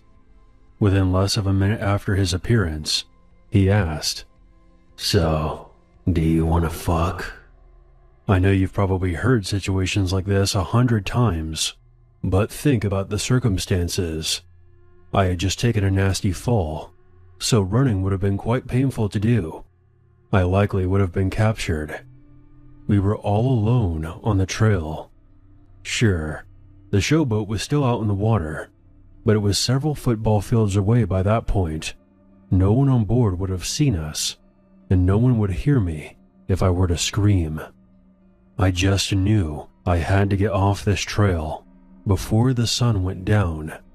Without missing a beat, I told him that it was too cold to do it outside, and that we should just go to my car. And obviously, I had abandoned capturing the sunset. I don't recall all the things he said during the walk up to the parking lot, but it was about what you would expect. How had I gotten myself into this awful situation? God, this is so stupid. Please, just let me make it out of this, and I swear I'll be smarter in the future. He then placed his hand on the back of my pants for the rest of the walk. Once we got to the parking lot, much to my disappointment, my car was still the only one there. There was another car, but it wasn't parked in a real spot, sort of off to the side, and it hadn't been there earlier. I just knew it was his car. He had been hiding and watching me, and left his car to follow me. You might ask why I didn't call the cops while I was out on the trail. Well, he was watching my every move, and I wanted to make it off the trail unharmed and alive. With the temperatures being below freezing, I figured it was a good excuse to refuse to do what he wanted to do out there on the trail, but making promises to do it elsewhere was the only way I would make it back to my car. Unfortunately, the parking lot was far enough away from the regular highway that passing cars wouldn't see us. The next thing I had to do was make it back to my SUV and escape. He continued going into detail about what he was going to do to me, which is too graphic for me to write about. I was still playing along. I tried to get his name and number out of him, but he refused on both. Why would someone refuse to give their name? We were still by his car. Let's just do this here. No, let's go to my car. There's a lot more room in there. Alright, I need to grab something real quick. He then grabbed something out of his car. I never got a good look at it, but I'm pretty sure it was a handgun. We then walked across the parking lot to my car. I pushed the unlock button, knowing that only pushing it once would only unlock the driver's side door. I had my keys ready. I jumped in, and as he was attempting to open the passenger door, I threw it in reverse and backed up as the tires spun on loose gravel. I then put it into drive and floored it. I was too afraid to look back in the rearview mirror. I immediately called 911 and gave them his description. Oddly enough, he was a handsome guy, stood about 6 feet tall, blonde hair, brown eyes, fair skin, a slightly muscular build, and nice features. Not the kind of creep you were probably imagining. He might have been around 25 or 30 years old. You wouldn't look at him and think anything remarkable or otherwise. I was never in a position to see his license plate, but I told the police about his car. It was probably something that you would see in the early 90s, pale blue in color. It reminded me of my great-grandmother's Oldsmobile. After taking down my information, I never heard from anyone regarding my report again. I may not know who he was or what he has done, but what I do know is that I was in the presence of pure evil that night. I heard you were looking for stories from the cesspool called Los Angeles. Unfortunately, we can't choose where we were born, and I have the distinct honor of being born and raised in the city of demons. I could go into the litany of experiences I've had being harassed by drug addicts, chased by gang members, or was almost in the crossfire of a shootout, but I feel like all of you listening have heard stories like this before. They are a sad reality, but it isn't something that really surprises you, right? We've sadly become accustomed to the violence that takes place in the streets of America, especially LA, and no one seems to have the solution to the problem. However, every once in a while, you hear a story that makes you pause and reflect on how fucked up it is. I'd like to think that this is one of those stories. Back in 2012, I worked for a small startup business that operated out of the St. Vincent Jewelry Center in downtown Los Angeles. I was an employee, but I was friends with the guys who founded the company, and I even shared an apartment with them. I didn't own a car at the time, but it usually wasn't an issue for me, because I could carpool with one of my roommates to and from work. That was until they had to attend a meeting in San Francisco. I told them not to worry, and that I would take a taxi to the office while they were away, or would find a ride with someone else. But I ultimately decided to walk to our office space. At the time, I was looking for ways to burn a certain amount of calories each day, and figured I could keep up with my fitness goals and save a trip to the treadmill by simply walking to work while my roommates were gone. The one downside was that the most direct path to the office took you straight through one of the worst areas of Skid Row. So, I would have to make sure to avoid this area. The day of, I walked to work, taking a route that avoided the danger zone. The only thing of note was seeing a homeless man passed out by a dumpster in an alley, a few blocks away from my apartment building. Work went well that day. It was a bit busier than usual with the bosses being gone. It ended up being a 12-hour shift, so by the time we were done, it was around 10 p.m. A co-worker named Kevin and I decided to stop at a bar to finish off the day.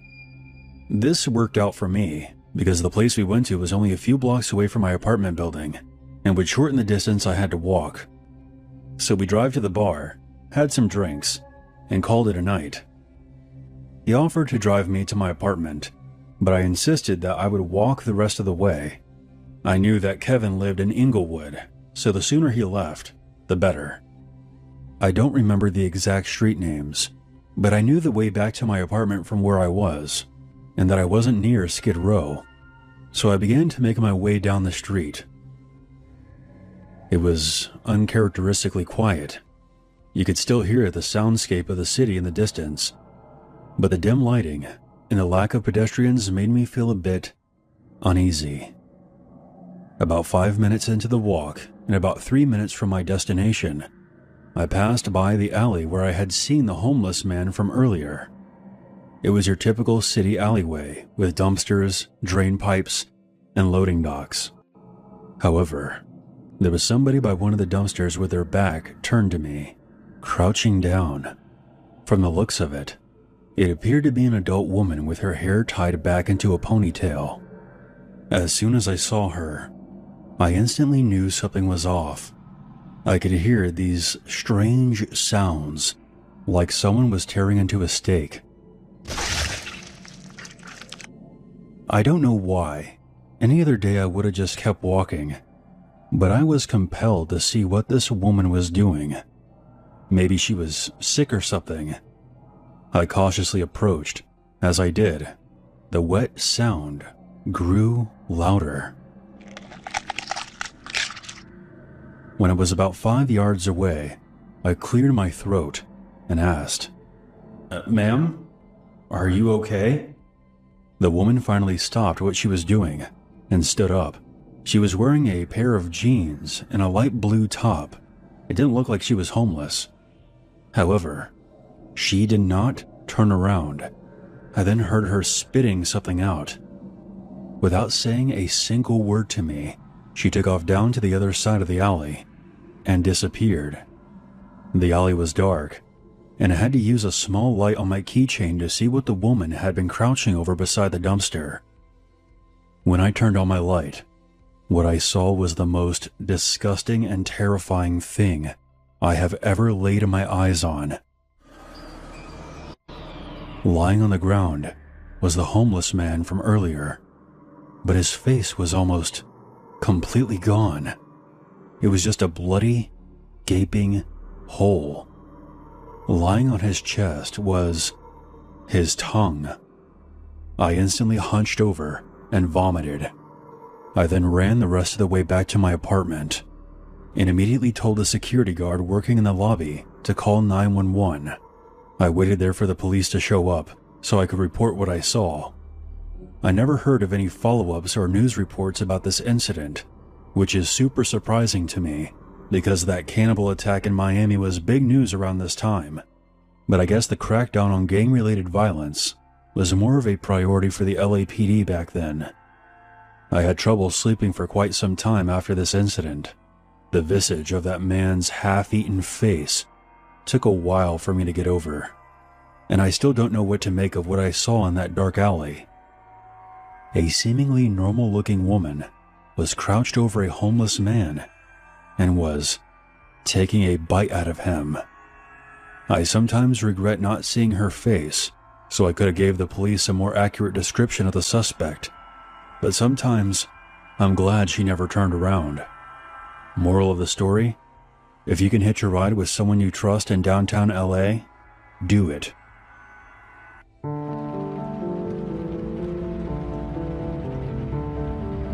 This happened almost 20 years ago, when I was 18 years old.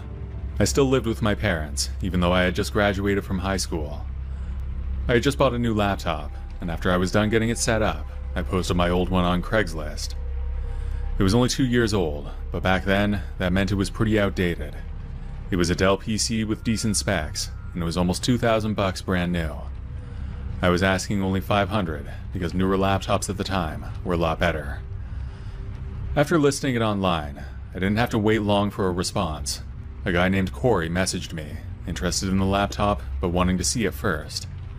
I wanted to set up a time to meet the following week, when I would be downtown. That way we could meet at a coffee shop or something. When I suggested that, Corey said that he needed it right away. For that reason, I agreed to let him come over to my house. I knew it would be smarter to meet in a public place, but our house was in the suburbs, and I didn't have a car. I know it was lazy and stupid, but I gave him my home address. My parents weren't home, but I figured it would be a quick sale, and didn't think anything would go wrong. Corey showed up later that day. It was a Saturday at around 7 p.m. I saw an older van pull into the driveway, and a man got out, but he wasn't alone. He had another guy with him. Both of them were at least 30, and much bigger than me. As soon as I saw them, I felt a little scared. Something about their presence felt off, but I brushed the feeling aside. After all, they were just there to look at a laptop. I let them in, and we set up in the kitchen. I began showing the laptop to Corey, and then his friend immediately asked me to use the bathroom. I pointed him in the right direction, which was just around the corner and down a short hallway. Then I focused on showing the laptop to Corey. About 10 minutes passed while we were looking at it. I had erased it beforehand, so it was basically running as new. Then I suddenly realized that the other man hadn't returned from the bathroom. "Hey, is your friend all right?" I asked Corey. Yeah, it can take a while sometimes. Don't worry, he reassured me. I listened as closely as I could, and heard footsteps, but they weren't coming from the bathroom area. They were coming from upstairs. Since it was just the three of us in the house, I knew it was him. The bathroom is on the main floor, so there was no reason for him to be up there. That was when I started to panic internally, but I tried to hide it. I casually asked Corey about his friend again, hoping my nervousness wasn't showing. His response was cold and intimidating. He placed his hand on my shoulder, not in a friendly way, but with a lot of pressure. He told me not to worry about it. His grip tightened painfully, and in that moment, I knew this was more than just a sale gone wrong. We were being robbed. That was probably the plan from the beginning. Panic set in, but I tried to keep my composure. I told Corey to take whatever they wanted and just go, but he didn't let go. His grip on my shoulder felt hard. It was like a threat, and I started to shake. I knew I had to act fast. I managed to break away and ran to my dad's office on the main floor, locking the door behind me. I left my phone on the kitchen table, which was a stupid mistake. Luckily, though, there was a landline in the office where I was, so that saved me. My heart was pounding as I dialed 911, frantically explaining the situation to the dispatcher. The minutes waiting for the police to arrive were the longest of my life. I could hear the two men stomping around the house, probably stealing whatever they could find. They must have known the police were on their way, because they took off within minutes. I watched out the front window as they went back to the van on the driveway and sped away. When I was sure they were gone, I came out to see what was taken. The only things I noticed missing on the main floor were the small TV in the kitchen and the laptop that I was selling. However, I later found out that most of my mom's jewelry was taken, as well as at least $200 in cash. The cops showed up about 10 minutes after the robbers left. They stayed for a while, but then they left without making any promises. It was pretty unsatisfying. That was the last I ever heard from the police about what happened. I reached out to them several times, but they never got back to me. When my parents and sister got home, I had to explain what happened. They all thought I was joking at first, because I have a dark sense of humor, but when they found out it was real, they were mad too. I would estimate the losses at around $3,000, which was a huge amount of money for me at the time. Since it was all my fault, I had to pay it back. That was basically my whole summer of work down the drain. It was the last time I met a strange person off the internet. If I were ever to do it again, there'd be no way I would let them come to my place. It's public or no deal, without any exceptions.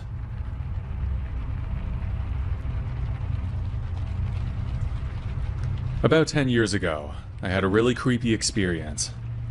I own my house, which is a duplex, and I live on one side while renting out the other. It's an old house that looks rough on the outside. The interior is nicely updated though.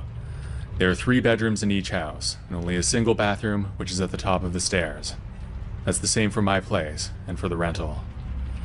My tenants at the time were a young family, parents and 3 kids.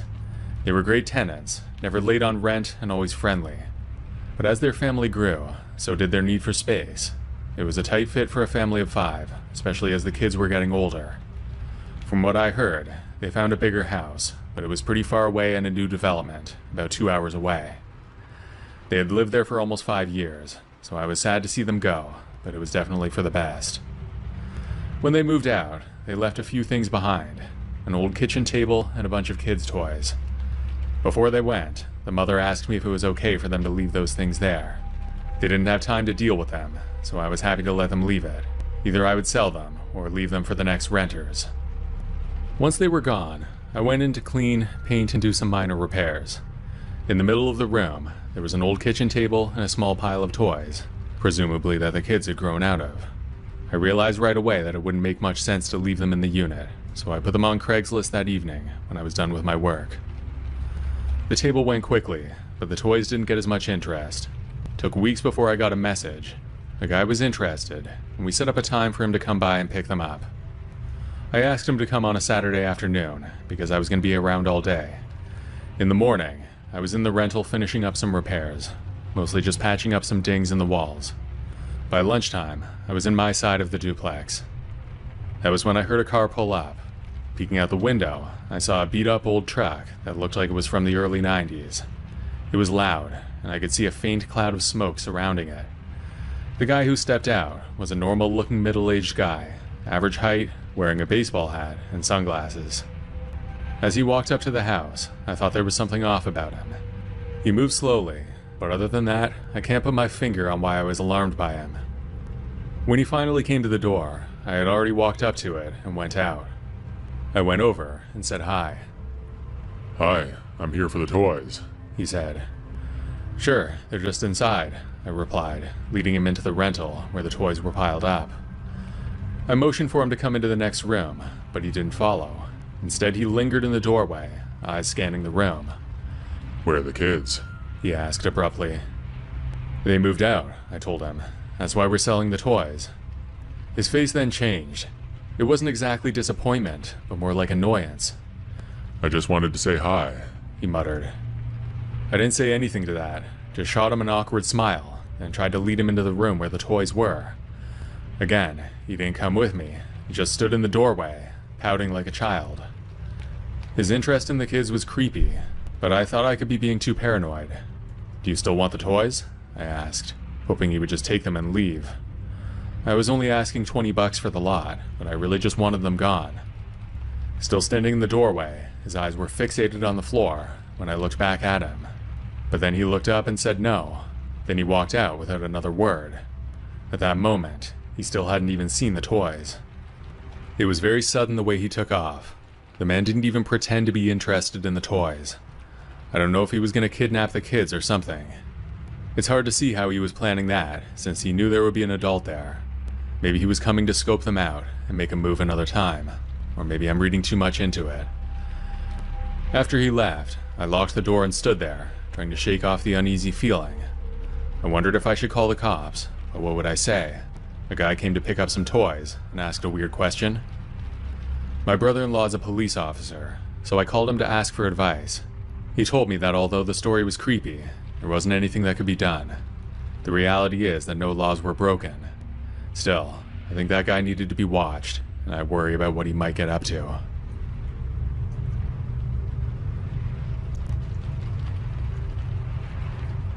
This happened during the summer before my last year of college. I decided to transfer to a school outside my hometown because I was ready for a change. Also, my new city was a better place to find a job, so I decided it would be better to go out there for my last year. Since I didn't know anybody out there, I needed to find a place before moving. My summer job went until the second last week of August, so it was tough to do that. In the evenings, I was searching online to find a place. I was getting desperate as time went on, so I was sending out a lot of messages, even for places where I didn't really want to live. I found a posting for a room that seemed pretty good though. Affordable, well located, and just the right size. The pictures were decent too. Nothing fancy, but clean and bright. It was a room in a house with roommates, all of whom were students at my school. I was excited about that, because I didn't have any friends in town. The landlord and I sent a few emails back and forth, then we talked on the phone. He said it was okay if we never met in person, but he wanted first and last month's rent before he would give me the place. I was nervous about that, but it seemed like there was no other choice. I wired the money as he asked. Then he sent me a lease to sign. It all looked legit. Once I signed it and sent it back, I was relieved that I finally had somewhere to live. My summer job ended just 2 weeks later, so I headed to my new home. The drive to my new city was long, about 8 hours. My car was filled up with everything I owned. When I finally pulled up to the address, the house before me looked just like I was expecting.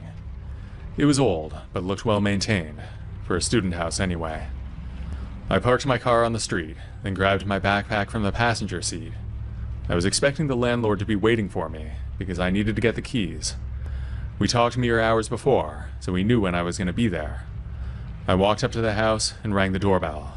After a minute, someone answered, looking at me in a confused way. The person who answered looked like a student around my age, one of my new roommates, I thought.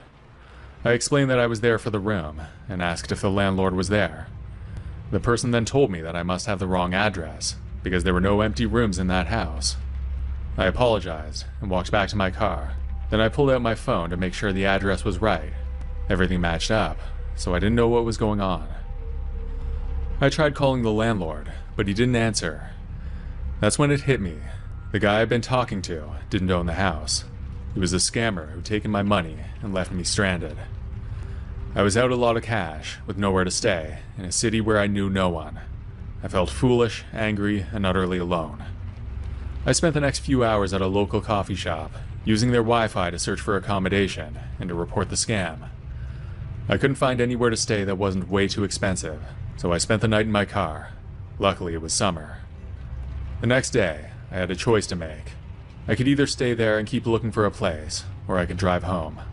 Since school began in just over a week, the choice was simple. I needed to stay. Later that day, I reported the scam to the police and to Craigslist. I didn't have much hope of getting my money back, but when I talked to the police, they seemed to think that they could trace the money transfers that I used. They seemed to think the scammer might have been dumb enough not to consider it.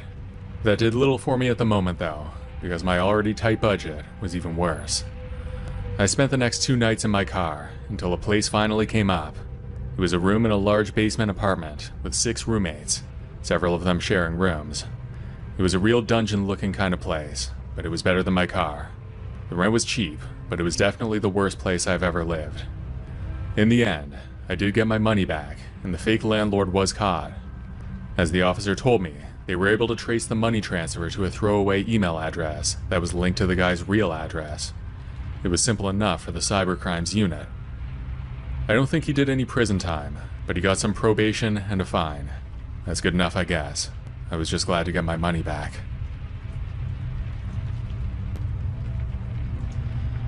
I went to college from 2006 until 2010, and this happened in the summer between my first and second year. I had spent the first 3 months of the break working for my dad, but our contract ended at the beginning of August.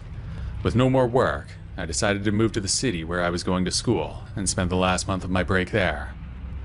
My friends and I had a house that we were already paying rent for, so that's where I was going to go. I had 2 roommates, and neither of them were in town yet, so I was basically alone almost every day. Most of my time was spent binge-watching the TV show Lost on my laptop. That got old after a while, so I started looking for work.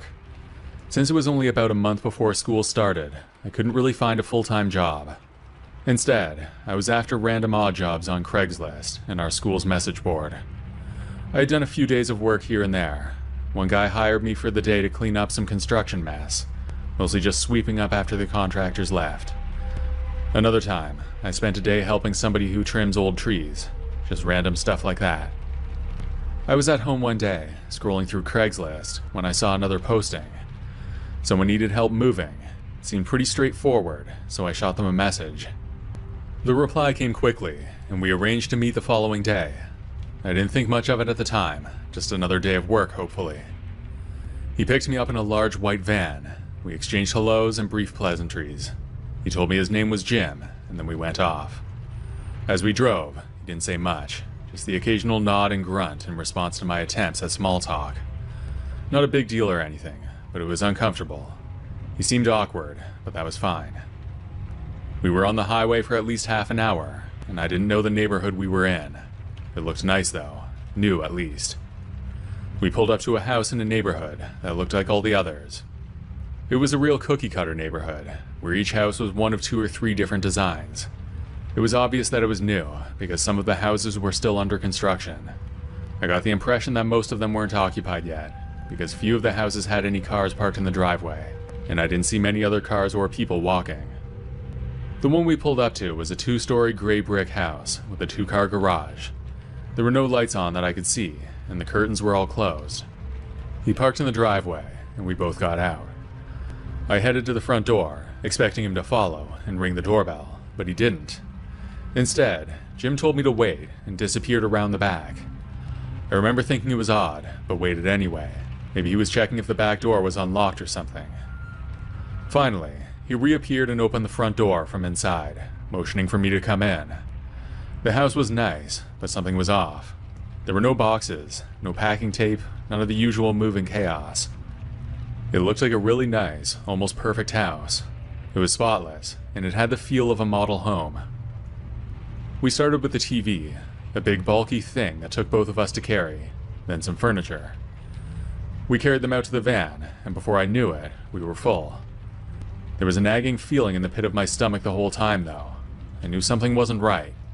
Since it was such a new area, why would anybody be moving out? Stuff happens, but that was definitely strange. Also, for how much stuff there was, it would probably take us another 10 van loads at least. When we were heading back to the van, I was really suspicious of Jim. Come to think of it, I had no proof that he was even working for the people who owned the house. I didn't know how he got in through the back, but if he had a key, then why not use it on the front door? I wanted to get out of there and call the cops, because I was almost sure that this was a robbery. I pulled out my flip phone and pretended to read a text message. Then I turned to Jim and said something important came up, but he was on to me. I made a break for it, bolting down the street. I could hear him shouting behind me. I looked back and saw him get into the van as I was running down the street. I sprinted faster, and the sound of the van was close behind. I went through some yards, hopping over fences, anything to put distance between me and that van. I lost him after a couple blocks, then ducked behind a shed and waited until the sound of the van faded. Once I felt safe, I called the cops from my Motorola Razr flip phone. They confirmed the worst. The house's owners hadn't moved in yet. Their stuff was set up by the moving company and an interior decorator, but they weren't even in the country. I'd unknowingly helped in a robbery. At that moment, I thought I could get in trouble for what I did. I asked the police over the phone if I was in trouble, but they assured me that since I didn't know, I would be fine, especially since I called in to report it.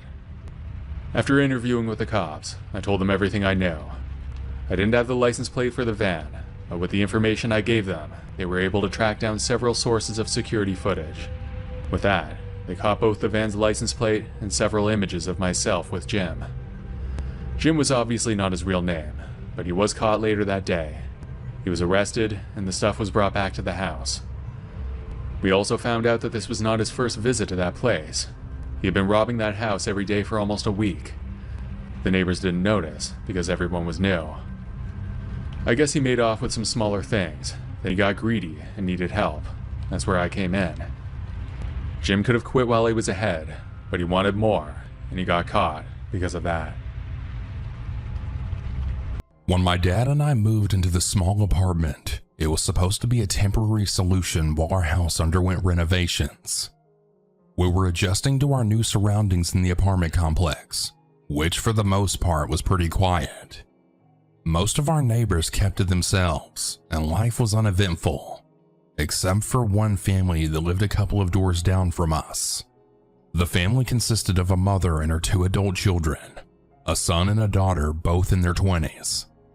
From the moment we moved in, it was clear that their household was far from peaceful. It seemed like every other day their arguments would spill out into the common areas of the complex. The son, a tall, muscular guy with a constant scowl, and his sister, a petite woman with an equally fiery temper, were always at each other's throats. Their mother, a weary-looking woman with dark circles under her eyes, often tried to mediate, but her efforts were usually in vain. Despite the frequent disturbances, my dad and I tried to mind our own business. After all, we were only going to be there for a few months, and it didn't seem worth getting involved in someone else's family drama. But all of that changed on one sunny afternoon when the arguments escalated into something far more dangerous. I remember the day vividly.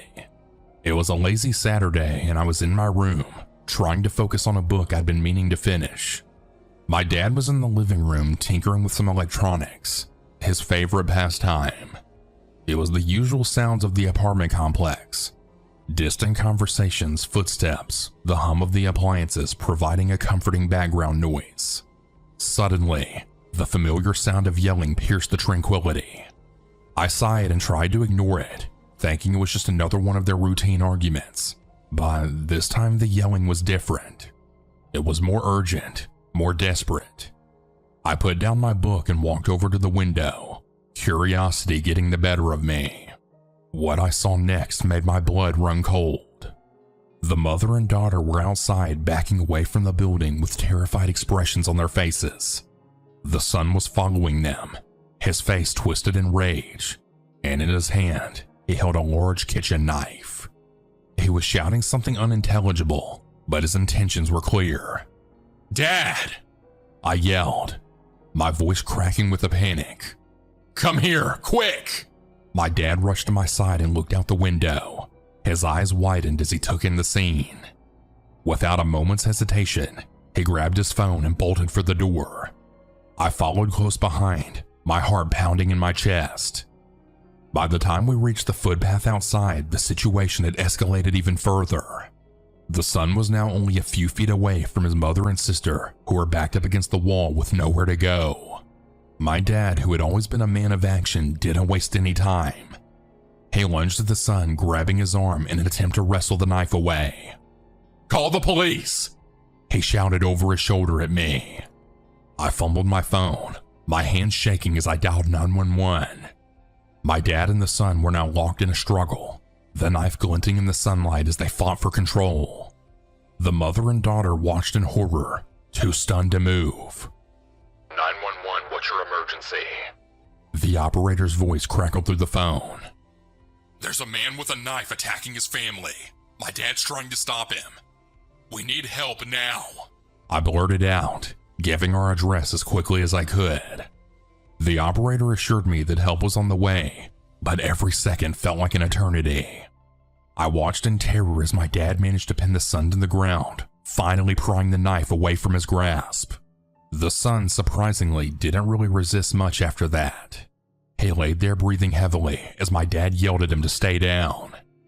Moments later, the sounds of sirens filled the air, and several police cars screeched to a halt in front of the complex. Officers rushed out, guns drawn, and then quickly took control of the situation. They handcuffed the son and led him away, still seething with anger but not putting up a fight. The mother and daughter then collapsed to the ground, now sobbing with relief. My dad, his face pale and his hands trembling, handed the knife over to one of the officers. I stood there still clutching my phone, feeling a mixture of fear and admiration for my father's bravery. One of the officers approached us and took our statements. The mother, once she had composed herself enough to speak, explained that her son had severe anger issues. She told us that he had been struggling for years, and this wasn't the first time he had become violent.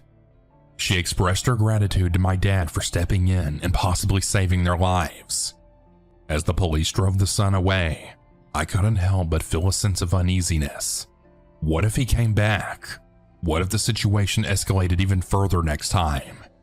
These thoughts swirled in my mind as we returned to our apartment, the adrenaline slowly wearing off. For the next few days, the apartment complex was unusually quiet. The usual sounds of life had been replaced by an eerie silence, as if everyone was holding their breath, waiting to see what would happen next. The mother and daughter kept to themselves, rarely leaving their apartment. About a month later, we noticed the son had returned. He looked different, more subdued, almost resigned. The mother had mentioned that he was undergoing treatment, but it was hard to believe that a month away could make such a drastic change. Surprisingly, there were no more arguments or yelling matches. The family seemed to have settled into a fragile peace, and the complex slowly returned to its normal state. But the incident had left a lasting impression on me. It was a stark reminder of how quickly life could change, and how important it was to be prepared for the unexpected. As for my dad and I, our bond grew stronger after that day. I had always admired him, but seeing him in action, risking his own safety to protect others, well, it made me realize just how lucky I was to have him. Our time in the apartment was temporary, but the lessons we learned and the experiences we shared during those months would stay with us forever. Eventually, the renovations on our house were completed, and it was time to move back home. As we packed up our belongings and prepared to leave the apartment, I couldn't help but reflect on everything that had happened. The apartment complex, once just a temporary home, had become a place of growth and learning for me. I looked out the window one last time, taking in the familiar view of the footpath and the rows of the connected houses. The memory of that fateful afternoon was still fresh in my mind, but now it was tempered with a sense of resilience and hope. Life was unpredictable, but with my dad by my side, I knew that we could face whatever challenges came our way. As we drove away, I glanced back at the apartment complex, a small smile playing on my lips. It had been a place of turmoil and fear, but also of courage and strength, and I know no matter where life took us next, I would always carry those lessons with me, ready to face the future with a newfound sense of confidence and determination.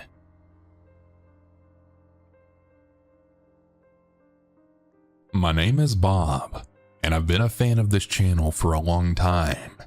I'm an older viewer, probably a lot older than most. I'm almost 70 years old now, but the story I want to share happened when I was just 10 years old. Back in the summer of '64, I had a job delivering milk around my neighborhood. Yes, I'm that old. It was a quiet suburb with neat lawns, picket fences, and cozy homes. Every morning before dawn, I would load up my bicycle with clinking glass bottles and pedal through the serene streets. One thing that set our neighborhood apart, the mysterious Mr. Franklin who lived at the end of Elderberry Lane. His house was an old Victorian with dark curtains always drawn. Rumors said that he rarely came out during the day, preferring the cover of night for his activities. I noticed Mr. Franklin during my third week on the milk route. After leaving milk on Miss Thompson's doorstep, another local in the neighborhood, I had felt a shiver down my spine. Turning around, I saw him, Mr. Franklin standing in his overgrown garden, his pale face framed by messy gray hair. His unsettling smile made my heart race. From then on, I always felt his eyes on me during my deliveries. Sometimes I'd catch glimpses of him behind his curtains or see his figure under a street lamp. It seemed that he was always watching but never approaching. As time passed, Mr. Franklin's presence became more real to me. My bike would be moved or I'd hear footsteps behind me in dark alleys. One foggy morning, I saw him standing far away under a streetlight. His smile directed not at me, but something behind me. A chilling sight that made me spin around in fear. Fear became my constant companion. I started taking different routes and avoiding quiet corners where Mr. Franklin might be lurking. Despite my efforts, I couldn't shake the feeling of being watched. Well, one really hot afternoon, seeking refuge from the heat in an abandoned warehouse, I overheard two men talking about Mr. Franklin. They spoke in hushed tones, warning each other about his collection of photos and letters about people in our neighborhood, more specifically some of the children in the neighborhood. They said he watched everyone closely and they needed to keep an eye on me. Well, I couldn't sleep at all later that night. The thought of Mr. Franklin's obsession with collecting information about us gave me the chills. Finally determined to confront him, I set out on my milk route at dawn the next morning. Pedaling down Elderberry Lane, I gathered my courage and knocked on his door. "Come on in, boy." Mr. Franklin's voice called from inside in a tone of kindness but also menacing at the same time. Mentally preparing myself, I entered his house. The air inside smelled musty from old books, and the walls were lined with shelves filled with files neatly labeled with names of people that I knew from the neighborhood. Mr. Franklin sat at a cluttered desk beneath a dusty chandelier. His smile when he turned to face me was eerie, yet there was a hint of anticipation in his eyes. "You've been watching me," I accused, my voice trembling. Mr. Franklin's smile widened. "Watching, yes. But don't worry. I'm not just watching you, my boy. I watch them all," he said, gesturing to the files around us. He explained that he was an observer, a collector of stories and lives, trying to understand and capture the essence of what it meant to be alive. His words carried a strange longing, a desire to connect with lives passing him by unnoticed. At this point, I was absolutely horrified, and I wanted out of his house immediately. But curiosity got the best of me. "Why?" I managed to ask, struggling to grasp his obsession. Mr. Franklin looked at me with a mix of disappointment and resignation. "I want to know, to understand," he said softly. "To possess something of the lives that surround me." With a newfound resolve, I declared that I wouldn't be part of his collection. Mr. Franklin nodded sadly, and with a wave of his hand, he allowed me to leave. Walking away from Elderberry Lane that morning, I felt relieved yet haunted by the weight of Mr. Franklin's gaze. Over the years, the neighborhood changed, replaced by modern streets and buildings, but the memory of Mr. Franklin and his unsettling obsession remained etched into my mind, a reminder of how darkness can hide beneath ordinary facades. Though I've moved on and built a different life for myself, there are nights when I find myself staring into the darkness, half expecting to see Mr. Franklin's figure with that unsettling smile.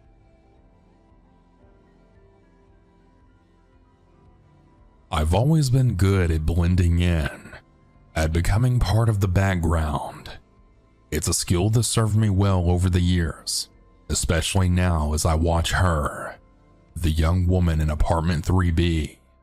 From my vantage point across the courtyard behind the safety of drawn curtains and a partially open window, I observe her daily routines with a mix of fascination and longing.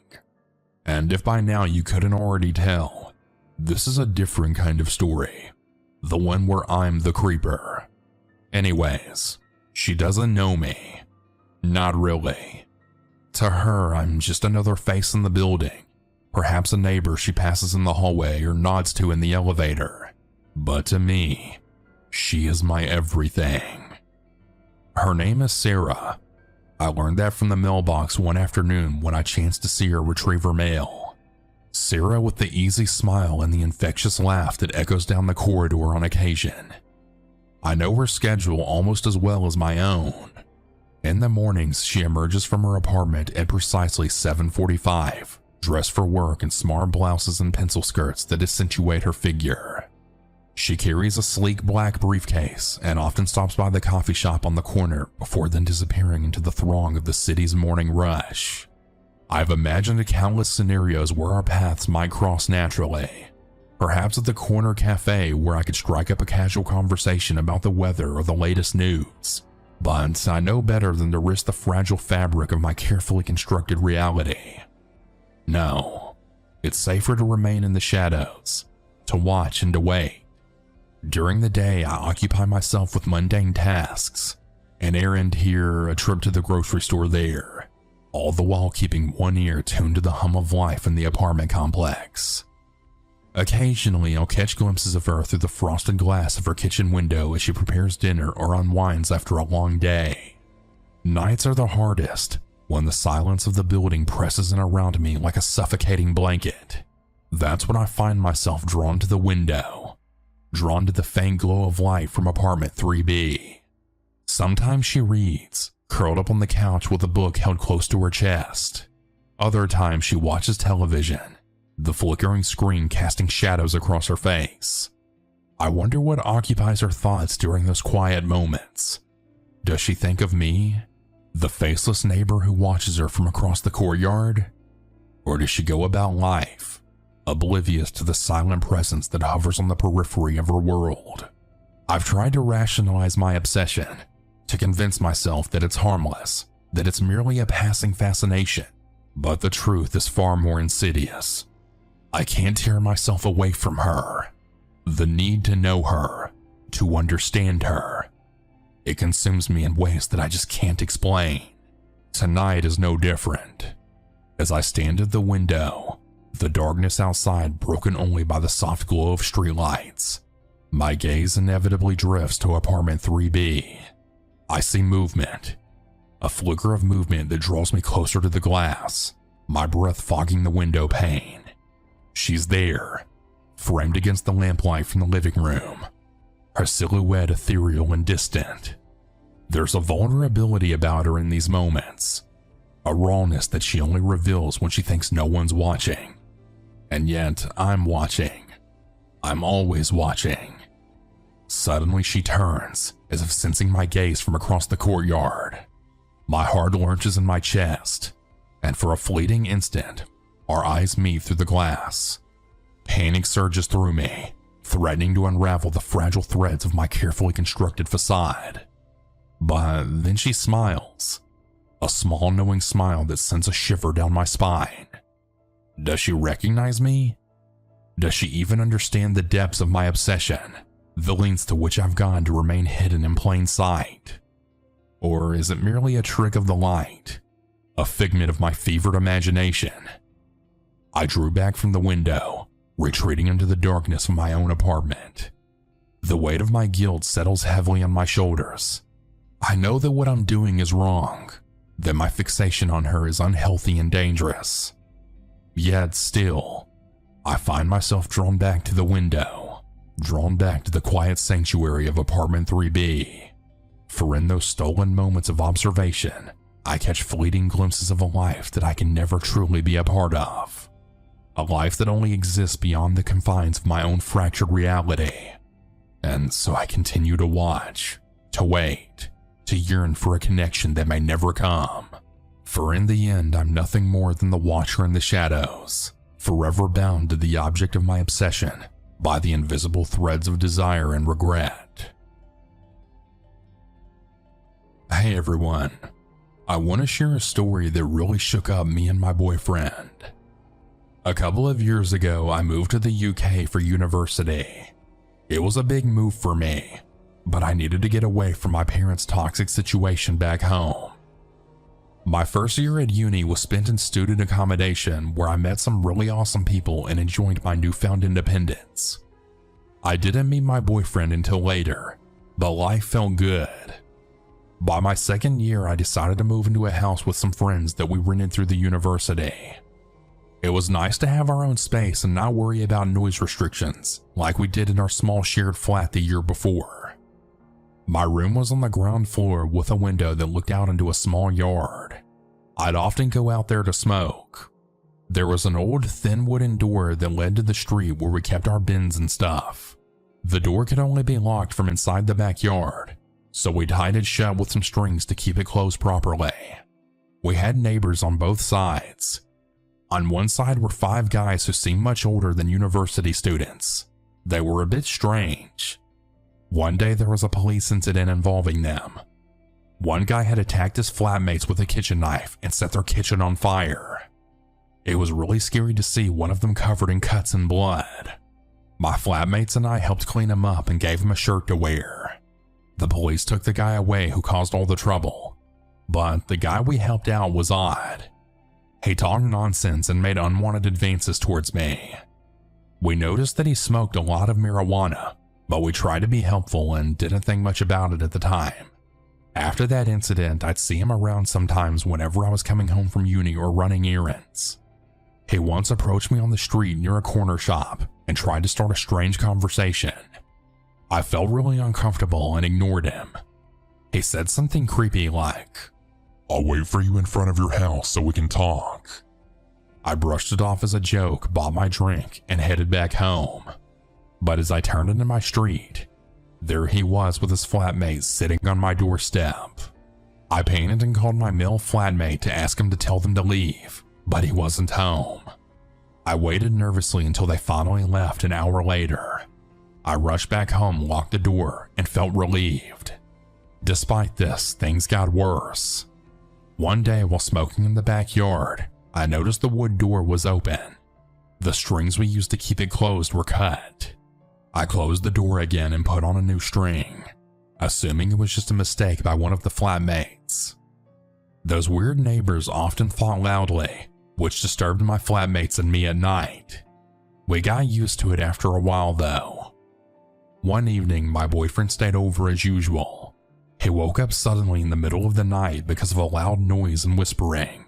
He woke me up quietly, and we listened in the dark.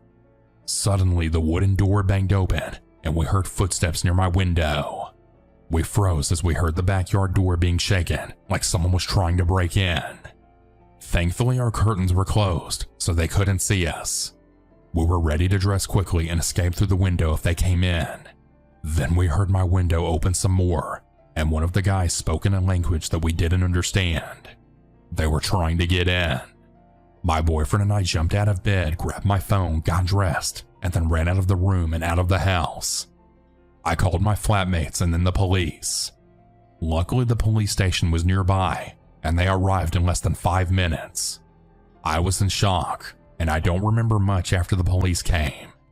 They caught one of the guys, but the other escaped. Later on, they found him a few streets away smoking weed. The police searched their house and they found drugs and a huge kitchen knife. It really terrified me to think they were trying to break in with such dangerous intentions. I never did anything to provoke them, so I couldn't understand why they targeted me and my boyfriend. One of them was sentenced to 2 years in prison for carrying a weapon with intent to harm. I moved back home a few months later because I was so scared and I couldn't stop thinking about what would have happened if my boyfriend hadn't woken up. I'm still coping with the trauma to this day. I often wake up from the slightest noise and have nightmares, but I'm really grateful to have my boyfriend by my side. We talk about it often, which helps me feel better.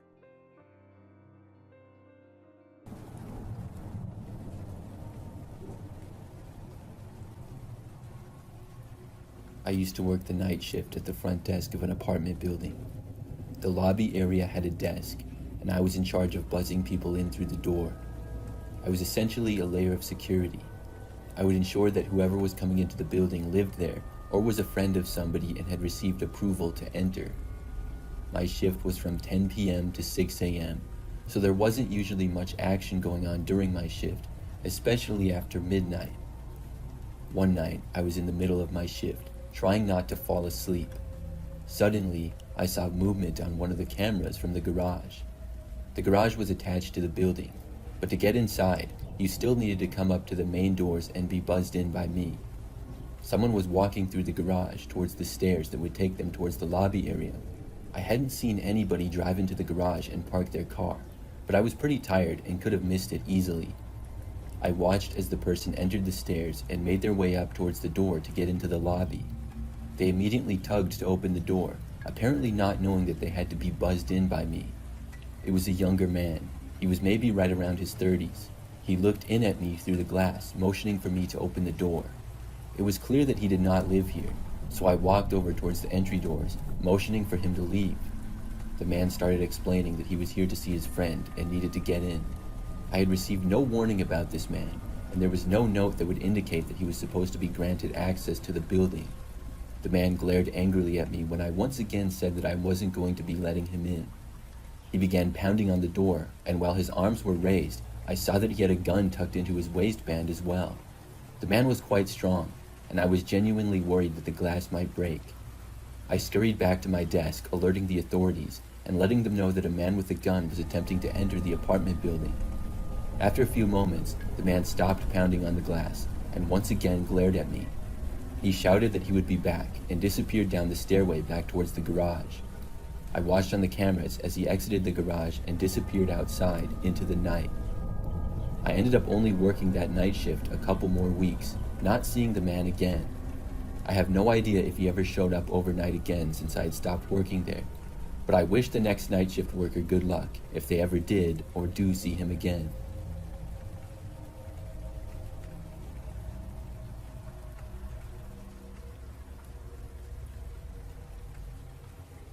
I spend the nights working as a security officer.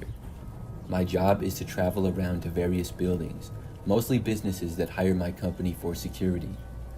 I swing by each of these places multiple times at night, ensuring that nothing funny is going on and the building is secure. Honestly, my job is really boring. As you can picture that on a night-to-night basis, not much is going on around an office building. I'm required to walk around each entry point to the building, making sure that it's locked and secure.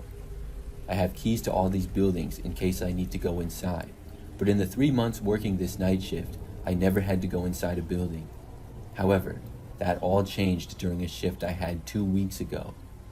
I had reached my third building of the night, which was a smaller 4-story office building.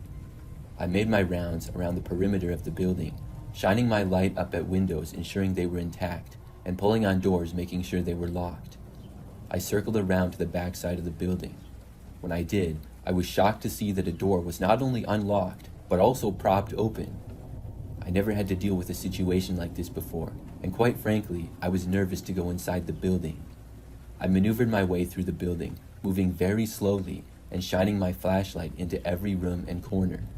It took me a while, especially since I was nervous, but I made my way through all 4 floors of the building without seeing anything unusual. I made my way back to the door that had been left open, removing the prop in the door and locking it behind me. I continued my rounds, making my way through the rest of the buildings that needed to be checked for the night.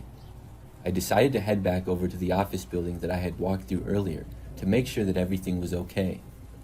I pulled my truck into the parking lot and began walking around the building doing rounds once more. To my surprise, the same back exit was once again unlocked and propped open. At this point, I was very confused. There wasn't supposed to be anyone still in the building this late, and there were no lights inside that I could see. I reluctantly entered the office building once again and searched it from top to bottom, this time even calling out multiple times to see if anyone was there. Once again, I saw and heard nothing unusual my entire trip throughout the building. I returned to the back exit and saw that the door was now closed.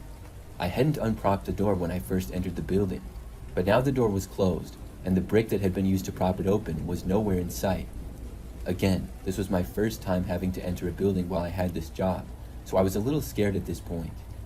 I quickly locked the door and hurried back to the safety of my truck. Nobody was supposed to be in that building, so I was relieved that I hadn't ended up seeing anybody during my rounds of the building. It was eerie to me, though, that during both of my searches of the building, somebody had been in there somewhere, evading me, and then slipped out the back door without me seeing them. I called the office building the next day, asking if anything important was missing or had been stolen, but nothing they were aware of was gone. I still currently work the security night shift job, but haven't had any nights like that one at the office building since then, thankfully.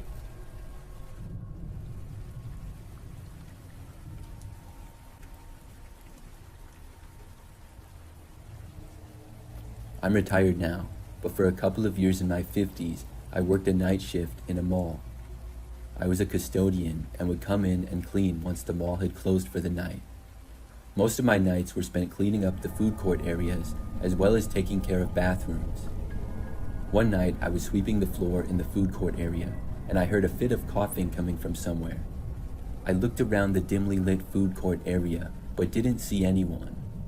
A couple of times throughout my years working there, I would discover somebody or a group of people who had hidden in the mall and were doing a challenge of staying there overnight. I didn't see anyone and I heard no further noises, so I just continued cleaning.